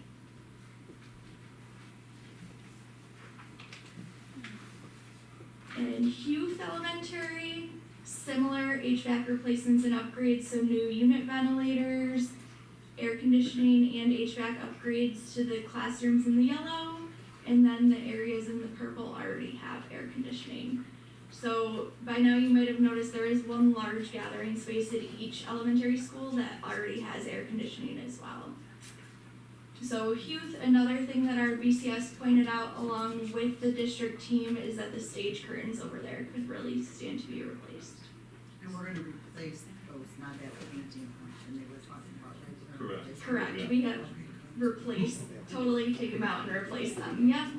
Yeah, so those, they actually get coated with a fire retardant every year and, I'm not sure if it's every year or every couple of years, but, the last time the fire inspector was out said that that was the last time that they'd be able to do that, so we definitely need to address that. And then Staley Eco Building. So the roof over there was a pretty high concern on our BCS. The team up there noticed there's some moss and things like that growing over there. So we've included that in the draft project scope as well. And then I think Vaughn's gonna talk about schedule. All right, we flip to the next slide, so kind of where we've been and where we're going here in regard to the pre-rep schedule.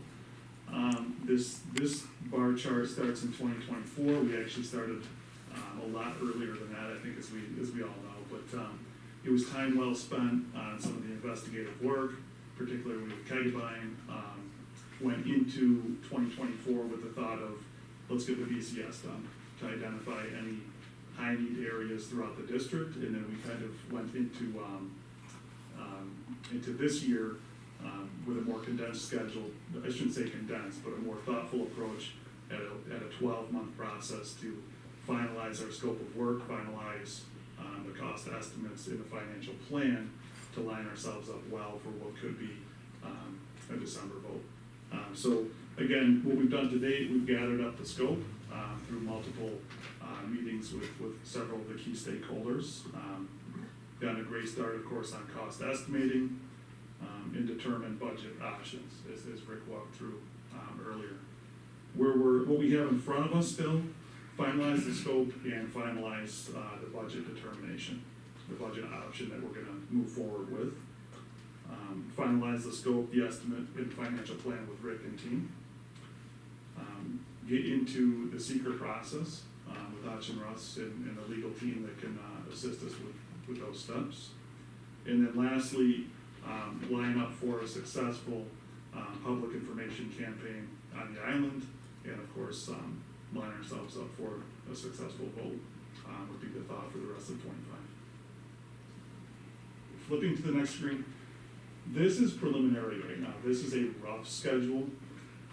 What we like to do, there's several reasons to phase a project, and Rick touched on several really good highlights earlier actually. If you can get a jump start on a phase that tackles a significant scope of work and also carries a significant dollar value, such as the middle school roof, you would typically try to phase that and put a few prime contracts at that such that you can do the work, close it out, start that 8th floor earlier. So that's where we start to work with Rick, start to work with Young and Wright, and understand once we finalize the scope, how do we best schedule this project to meet the excuse me, to meet the financial plan and really kind of best capitalize on the bands and of course start that long-term borrowing process earlier where we can. But right now we have a rough schedule up of a 2-phase project. It could be more than that. It could be 2 phases, it could be 3. We'll solidify that further once the scope is finalized. We have a significant, or I should say a conservative SED review period on the schedule as well. Right now, that's down to, they say 2 to 4 weeks, so I'll call it 4 to 8 weeks. Really? We've seen that be as much as a year. Okay, yeah, makes more sense. Yeah. So, I'll let Matt talk to that, but right now, again, rough schedule until we finalize scope, and then we work to finalize this, the schedule, work with Rick prior to the vote. I'm just gonna ask Bob, if you could, go back to the middle school slide. Cause I didn't see something, but I may have missed it. Is this the middle school? Yep. So, Libby, do we have, oh, it's right there, never mind, it's there. Just wanted to make sure the board saw air conditioning for the middle school cafeteria as a large space right now. In this campus, we have AC in the cafeteria at the high school, AC in the library, AC in the auditorium. But for the middle school, we have some classrooms, and then this would be a great option as part of the scope. So I'm glad you had it. I kind of missed it in the presentation, so thank you, Bob. Is the little theater in the middle school air conditioning? I think so. I think. Yeah. Thank you. Thank you. Any other questions for us? So some action items, right? It sounds like the board would like to see the building conditions survey in its totality. Libby, that might be a challenge. I'd be curious to see how you do that. There's tons and tons and tons of files, but I don't know if there's a link or something. Okay, that'd be great. The last one was like 210 pages of something we couldn't read. Yeah. And they printed it for us. There's some summary documents too that we'll put the summary documents kind of on the top and Just so then we have it. we'll I think include we- everything else. I don't think we got it. And if we did, I Yeah. apologize. Yeah, I if you didn't even know it was I on. apologize, yeah. Also, I just want to touch on action items because there were a lot of questions. So for the board and collaboration with our team, we'll pick some dates where we could walk Kegabyne together. It's optional. It's not a mandatory thing for the board, but those board members who would like to join us, maybe Matt, maybe Vaughn, maybe Libby, us, we can walk together. So we'll pick some dates, send them out, and see what works best for the entire board. Is that okay for everybody? Okay. Other action items? I've got the BCS obviously, and then the floor reports from Kegabyne Okay, as well. perfect. We'll get those over as well. We'll probably have to put them in a drive or something. Sure. Because those, with all those files, they'll be big, but we'll make sure you guys get access to that. We can also Danielle? share those presentations that we provided the district over the years. Okay. Danielle, you had something. And despite me not knowing the days in November, I still want some sort of, more definite terms of compliance with publication requirements and giving the public enough notice and making sure that those dates are lining up with the publication dates that we have selected, especially with the last one, the 4th one. I know it's indicated at least 2 weeks. Is more definite terms. Yeah, we can do that. Yeah, And absolutely. Jude may have already sent something to Danielle or to the board, or just Danielle. Okay, could you make sure the whole board gets it? And then, to that end, Danielle, would it be helpful if Rick just picked a arbitrary vote date? It may not be the vote date, and then you could then see it work backwards from, say, a date in December that we went out to vote. Would that help or no? Sure, I mean, the date is tentatively December 10th right now, Okay, right? perfect. So that was my concern with the fourth publication date being November 28th. So, and then the public vote being December 10th, and then indication at least, publication should be at least 2 weeks prior to the vote. That would be about, 12 days maybe? I don't know But it looks, if I'm it doing my looks, math correctly. I it just, looks like the first one can't be more than 49 days, right? So we have to make sure that we're 49 days 49 to um, 45. to 45 days for the first publication. But the other thing that happens is you have to be, it depends upon when your paper, shall we say, will publish it. Because certain times they need, like they'll say, well, they publish it every Wednesday, every third Thursday, every fourth Wednesday. So all those are considerations. We have all that data on your district. So I've actually had two of my staff members actually go through that to make sure it meets all those legal requirements. Now, the thing we should probably do is to make you feel better maybe, is we could send it to your attorneys, make sure they're happy with it, and then that ought to put it to bed. Because then you're indemnified. Okay? that would be great. I just, No just problem. want to make sure that we're, No, I doing think the everything idea, right. no, let's And double also- check and let's make sure we do it right, not a problem. Thank So, you. appreciate it. Absolutely not. Good, Matt, anything else to close us out? No, thank you for having I us. appreciate you, and we'll more than likely schedule another workshop with the board at a future date in June, perhaps. Yes, absolutely. Thank you. Thank you all very much. Thank you. Appreciate it. Okay, that brings us on to special education with Cheryl. Good evening. Cheryl, I just want to say, Matt or Vaughn, do you need us to sign anything so you can go home early? No? All right, thank you so much. We appreciate your presentation tonight. Thank you, Cheryl. Thank you. Good night, everyone. Good night, Rick. Good night, everyone. Go ahead, Cheryl, sorry. Couldn't pass it. So I have, my regular, program, CPSC and CSD program recommendations, if I can have action on those, please. I'll motion. And a second? All in favor? Aye. Any objections? Any abstentions? Motion carried 6-0. And then, also, I know that we presented a first read, per se, of the athletic code of conduct and extracurricular activities. We had updated it from 2018, so if I could add action on that too, if there aren't any questions. I'll make a motion. I'll second. All in favor? Aye. Any objections? Any abstentions? Motion carried 6-0. Thank you very much. And that brings us to the Board of Education report with Dr. Graham. Or wait, no, I'm sorry. I was thinking superintendent's report. The superintendent's report with Dr. Graham. Board is next. By the way, I want to thank the board, the entire board tonight for your due diligence, your hard work, your attention to detail. It makes us better as administrators and as district employees. I thank you for that. I also, before I go through these slides, I want the board and the community to know how amazing our administrators are in our school district. We had a recent issue where one of our principals identified a potentially very dangerous and unsafe situation where we believe an adult male from somewhere in the United States was actively communicating with a female middle school student.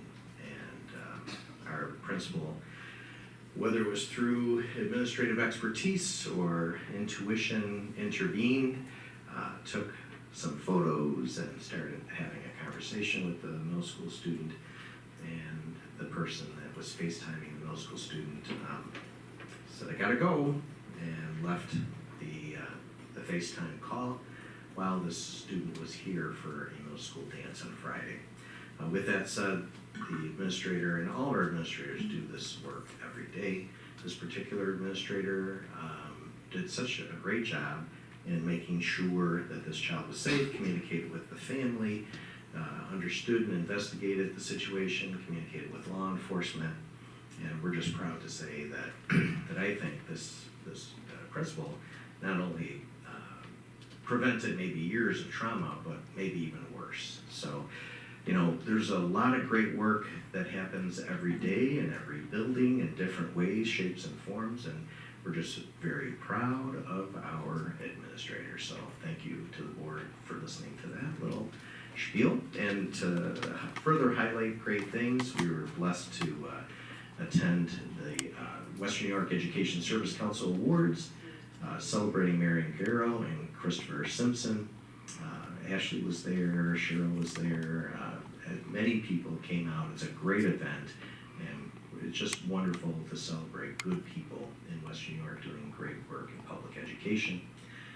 To that end, we had some wonderful people come and work with our students and educators to talk about jury duty. So for our attorneys on the board, you would have been very proud of these wonderful people who came in as guest speakers and educated our students through that process. And Frank Butcher's wife here was represented. She's Kara Biscaglia, and she is a current judge, and many, many others who helped structure that conversation, helping our students understand their civic responsibility.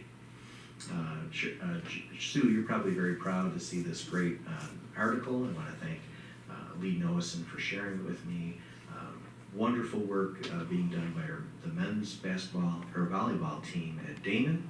And Sue, maybe you can just share a couple of our former graduates are there. I just wanted to say that Billy Weberg and Eddie Korzak were on that team. Unfortunately, they did fall to Penn State, but it was hard fought. They were tight. They actually were leading in the first set, but they did fall to Penn State in 3-0 sweep. But I also wanted to mention that Zach Kramer, also who plays for Belmont Abbey, his college won a bid to play in the same championship matches. So we had actually 3 Grand Island graduates. Zach graduated in 2021, so we had 3 Grand Island graduates fighting for their title. So it was kind of exciting. Yeah, what a testament, right, to all the work, not only by the athletes, but really the parents and the coaches, right? The parents drive miles and miles for their kids. I think Fitzpatrick knows what I'm talking about. And it all comes together in these opportunities. Penn State was at Damon, right? Yeah, very, very cool. Yeah, I mean. Super, super. And a big thank you to Hillary and her administrative team and Brett Banker and our coaches for having a unified basketball open of the season contest against Ken West. Full student body cheering on our athletes. Really a beautiful event, so thank you to everybody involved. I think this is actually a video, but we don't have time to watch the video, but really, really nice event. And at the same time as some of us were at the Western New York Education Service Council, many, Ashley and Sue, and we're here at the Celebration of Inspiration. Let me just jump ahead for a minute. I'm talking about Celebration of Inspiration, so there we go. And we thank our students for taking the time to recognize the adults in their lives that have inspired and influenced them to do good work in their journey. Their journey isn't over yet, but these 2 slides here are all of the students and the nominating adults in their lives that they celebrated. And I just thought this was a beautiful picture of Luke and Amy, and how lovely that Luke thought back to Amy. I don't remember, John, was Luke in 1st grade when Amy, 2nd grade, right? So a really great story, really moving event. John, thank you for attending that, and I'm sure our board members will share a little bit more about that later. And then this is year 2 of our Distinguished SRP event. It's sponsored by corporate entities and individuals who believe in this idea. We have well over $6,000 raised from those entities, and here are the 2024 winners and now the 2025 winners. So we're very proud of our SRP, and that event is going to be outstanding, and I thank Jude for helping us tie all that together as well. So those were great celebrations. This is me playing with AI. Hey, Grand Island. Ever wish your daily drive could change lives instead of just changing lanes? Our school bus drivers start at $25.18 an hour starting July 1st. Work a family-friendly split shift, roughly 25 to 30 hours a week, leaving middays wide open for your life. Add health insurance, the rock-solid New York State retirement system, and other perks like getting paid for your training, because community heroes deserve benefits, not just kudos. Ready to steer futures and your own? Call 773-8890 or roll over to grandislandschools.org. Become a community hero and join the Viking clan. Hey, Grand Island. All right. So look at down here. 267 people watched this, and I only did the first 200. So people are watching these silly things that we're trying to do to get people excited, right? So we're almost done, but we're trying to get it out there, and we mention it here every time we're together. And this is one of our other bus drivers, and just being silly with AI. And of course, Sue, do you want to say anything about these two great events coming up? You got it? All right. And more information about that, and Viking, the Viking tip line. Honestly, this is an important safety measure that we've started in 2016. We're glad we still do it. So thank you very much to the board.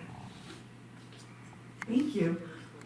Okay, now that brings us to the Board of Education report. We have the item graduation caps and decorating. So I did want to start by clearing up one misperception, and that nothing's ever been prohibited. We just had discussed this, not last board meeting, but the board meeting previous to that. This was on the agenda, and we discussed just our thoughts regarding decorating caps. I know that we asked Mrs. Kretz Harvey to see if other school districts did this as well, and I'm interested to hear about that. Yes, for sure. So in the board docs, you'll see a memo from our principal to myself, and I've shared that with the board. So basically, the memo says that our high school principal communicated with a variety of principals around Western New York, and that there are some school districts like Eden, Frontier, Clarence, Newport, Orchard Park, and Hamburg that do not allow caps to be decorated. And through that research, she also identified Pioneer, Alden, Akron, Wilson, and Barker as allowing it. So she goes on, to give information to the board about all of that, and the recommendation is to continue the practice of not having kids do that. So that's what this memo is shared with me, and I'm sharing it with the board. Well, I know that the students have provided the signatures with their interest in doing it. I realize it does create more work, obviously, for administrators, which I always hate asking for anything that creates more work.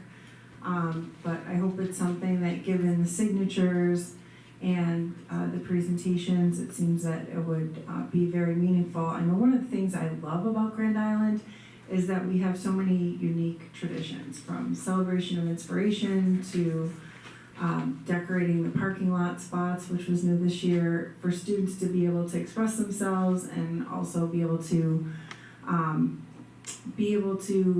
just as individuals really express themselves. And I know that obviously students can always be inappropriate, whether it be at a public event for celebration of inspiration, decorating a parking lot spot, or decorating a cap, but I think it would be a wonderful opportunity for us to have another tradition in Grand Island. And I think it would be, I think it would be a positive thing for students. So I don't know if anyone else has any other thoughts. Well, I would say maybe I would defer to the high school administration, maybe the student council and class officers could have another meeting if they'd be willing, and they could go through what their ideas were for, like our students mentioned tonight, for monitoring it and repercussions for things if they were inappropriate. But again, I think in my opinion, I defer to our high school administration on this matter. I happen to agree with Jay. I don't really think this is a board decision, and I think we have excellent administrators and team leaders in our buildings, and I really think it is up to them. You know, we attend graduation, we are there, we don't understand what it takes to put graduation on, and it's really, in my opinion, their decision, and I don't feel it is a board decision. So I would defer it to our administration, and whatever decision they make, I will stand behind. Same. I really just don't think it's a board matter, I'll be honest. I think it's an administration matter. I know I appreciate Sky going and getting signatures, and I love that they came and presented to us, and I hear them, but I really believe that Yeah, it isn't.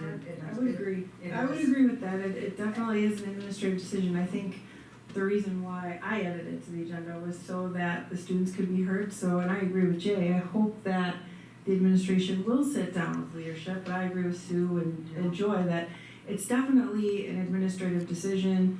You know, I've been to several graduations in my last 30 years as an educator and seen firsthand what it takes to, you know, have a successful graduation and to have it be an enjoyable event. But I would hope that, given the fact that students have expressed an interest, that our administration would sit down and hear students and listen to their thoughts about being able to do something like this. So I hope that does happen, Jay. I think it's a great idea. And of course, it's not a policy decision, it's not a board decision, but I wanted to have a vehicle for students to be able to have their voices heard at our meeting and be able to have, hopefully have a sit down and have administration really listen to their ideas. I will also say that just reading through what Hillary wrote, I happen to have to say that I happen to agree with everything you have written here as well, as I hear both sides, but I happen to hear what you wrote and agree. I was at a graduation years ago where it went really wrong, and it was really humiliating for the student, and it really dampened the graduation when a student was inappropriate. And although we can't foresee that, and it's different than a celebration of inspiration when you're hauling someone out of your auditorium, when you have grandparents that have traveled from afar, and you are having to discipline someone on the biggest day of your life, it was tragic. It dampened everybody's graduation, and not saying that would happen here, but when you're looking at students, 200 students, it only takes one, and you really don't want to ruin everybody's day. Not that it will happen, but I've expressed it. I'm not saying that I'm against it. I've just seen it go really bad. And Can I provide my opinion on this? Yes, So, I'm trying to get you. well, I don't think I need it. So I certainly appreciate so much the petitioning and the voice of the students. I need to read through the memo, and I defer to administration too, but I think that on behalf of the, of voice, we can ask questions if there are any questions remaining after reviewing the memo. I haven't, I defer to administration, I just gotta read through it, but if there were questions outstanding, I would ask them, especially when there's that many students coming together as a voice. And also just the schools that do, from what I heard, that are allowing it, that are permitting it, just from what I heard, might be smaller school districts and might be more manageable too. So, I just gotta, I'm gonna take a look at the memo, so thank you for pointing that out, Brian. And, any final thoughts? I just would add that besides the memo, and Hillary did a great job in communicating, being able to manage everything that happens in high school as you get closer to graduation includes managing AP, final AP exams and Regents exams. So there's quite a bit on the plates of our administrators, so I do thank Hillary for providing that memo. Okay, thank you. So moving on to public comment session, general items not included in this agenda. We did not have anyone speak to that. So that brings us to committee of the whole items and information for the roundtable, beginning with Roger. Jake. I'm all set, thank you. Jude. I'm all set, thank Sue. you. I just want to mention Celebration of Inspiration. I've attended it for many, many years, and my son as a senior spoke, and so did Ashley's daughter as a senior. And it's an amazing event. I encourage anybody, whether you have students or not, to attend. These kids get up and they speak about lunch monitors, coaches, staff members, teachers. It's amazing what happens in the walls of our school districts. And one of them talked about a preschool teacher, one of them talked about a lunch monitor. What we do here is impactful and it's impressive. And to hear those kids get up and break down into tears talking about what we do here in these buildings, it is amazing. And it reminds us of just how important the education and what we do here is, right? We have great staff. I'm just gonna cover it in one big word, here at Grand Island, and we should be very, very proud. And not only are they good at what they do, they're good at so much more, and sometimes I don't think they realize that just a smile in the hall or a kind hello, the impact they have on their kids every day. And you guys do it with grace, and you do it every day, and I am forever thankful. And attend Celebration of Inspiration if you ever get a chance, because it is an amazing event, and you will just understand what happens within the walls of Grand Island. So, that's all. Thanks. Thank you to the PTA Council Yes, too yes. for putting that on, I'm and sure to you'll have those, too. Erin Pankow, yep, for being a wonderful MC and putting that all together. From the words of our students, they totally hit on everything that we do outside of educating our kids. They really did. It was wonderful then. I'm all set. Danielle? John? Yes, I just have one item to remind everybody of. It's hot off the presses. As of yesterday, the last week of school begins on June 23rd. It's Monday. That will be a full day from kindergarten to 8th grade. Tuesday, June 24th, would be a half day for kindergarten through 8th grade, and that is the last day of school. And the teachers go until Thursday, June 26th. That's their last day. Okay, thank you. Cheryl?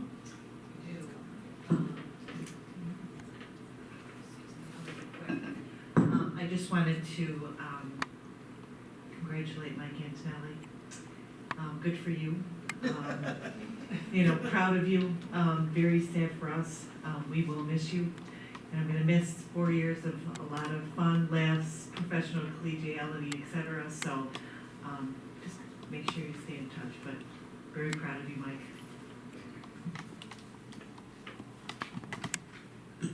Good luck, Mike, and just one last congratulations to Sky on her gold award. I know how much it takes to do that, and that's a testament to your leadership and your dedication. So congratulations again on that.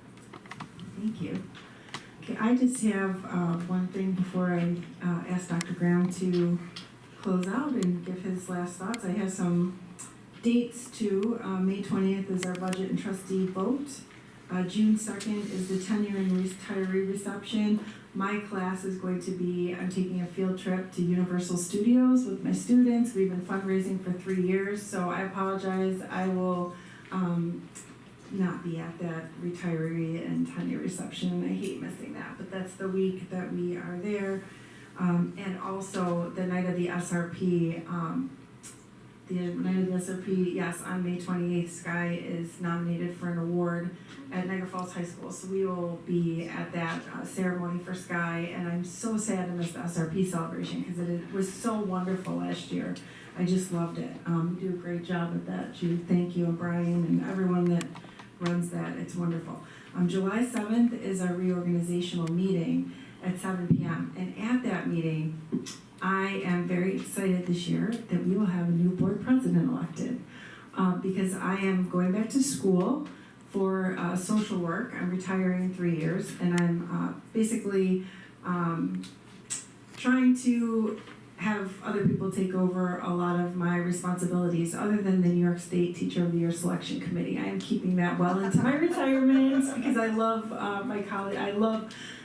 I love that, doing that and seeing teachers and going out throughout the state and meeting new people and things like that. So that I will keep, probably 70 years old still doing that. But as far as this board, I'm going to be a trustee next year. I'm going to love sitting on the sidelines and watching someone else run the meetings. Please keep them as short as you possibly can. Because I will have a lot of homework to do. My second career will be social work, and I'll be starting a program next year. So I know I'll need to carve out more time, but I've enjoyed really working with Sue and Brian and working with Jude closely as part of the leadership team for the last number of years. And I thank the board for trusting me with that, and I just look forward to answering any questions that the new board president has come July 7th. And I just want to thank all of you for making it so much fun to work with all of you. And I'm looking forward to being a trustee next year and seeing someone else in this role. So I just wanted to let the board know now so that all those conversations can be had about leadership for next year. So, but thank you to everyone, and with that, thank you. With that, I will pass it along to you. Congratulations. Thank That's a you. really great announcement. Yeah. And social work, amazing. I love to help people. I'm a special ed teacher, and I'm looking forward to, 3 years I retire, and I'm just kind of making plans for the future, and really looking forward to the next chapter, and also being a colleague next year, so. That's with lovely. everyone. Just a couple more dates. We did a lot of dates. Yeah. There's an important date on May 11th. Anybody know what it is? Mother's Day. Yes, so don't Mother's forget. Day. Yeah, got it. Please remember, it's Mother's Day, and thank you to all the moms I'm writing it down. that are on the board and everybody, all the moms who teach and educate our kids. The Scholastic Achievement Recognition Dinner is May 15th, where Hillary and I will bring 3 students, and Ashley, I think you're joining us, right? 3 students to Salvatore's Italian Gardens. They're the top 3 students in our school district, and they will join about 240 other top students across Western New York. That'll be a great event on May 15th, next week. May 16th, John Fitzpatrick, you started Emerging Leaders a few years ago. And so the Emerging Leaders Conference is May 16th, and Lisa Flaherty is our keynote speaker. She is a parent in our school district and an employee for Disney, and I think she helps manage Disney content. So she'll be a fascinating keynote speaker, and we thank Felicia, we thank you and your team for putting this amazing event together for all of our 8th graders. It's a conference, and it's a journey to understanding the various career options that are out there for kids. So that's a really great event, and thanks to getting Lisa Flaherty, that's going to be a great keynote speaker.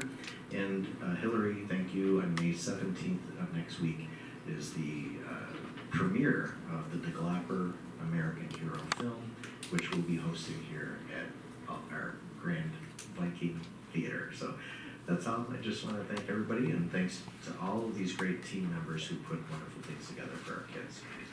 Okay, thank you. And with that, I would like to ask for a motion to adjourn our regular board meeting at 9:27 p.m. And a second? All in favor? Aye. Any objections? There never are. Any abstentions? Nope. Okay, motion carried 6-0. Good night, everyone.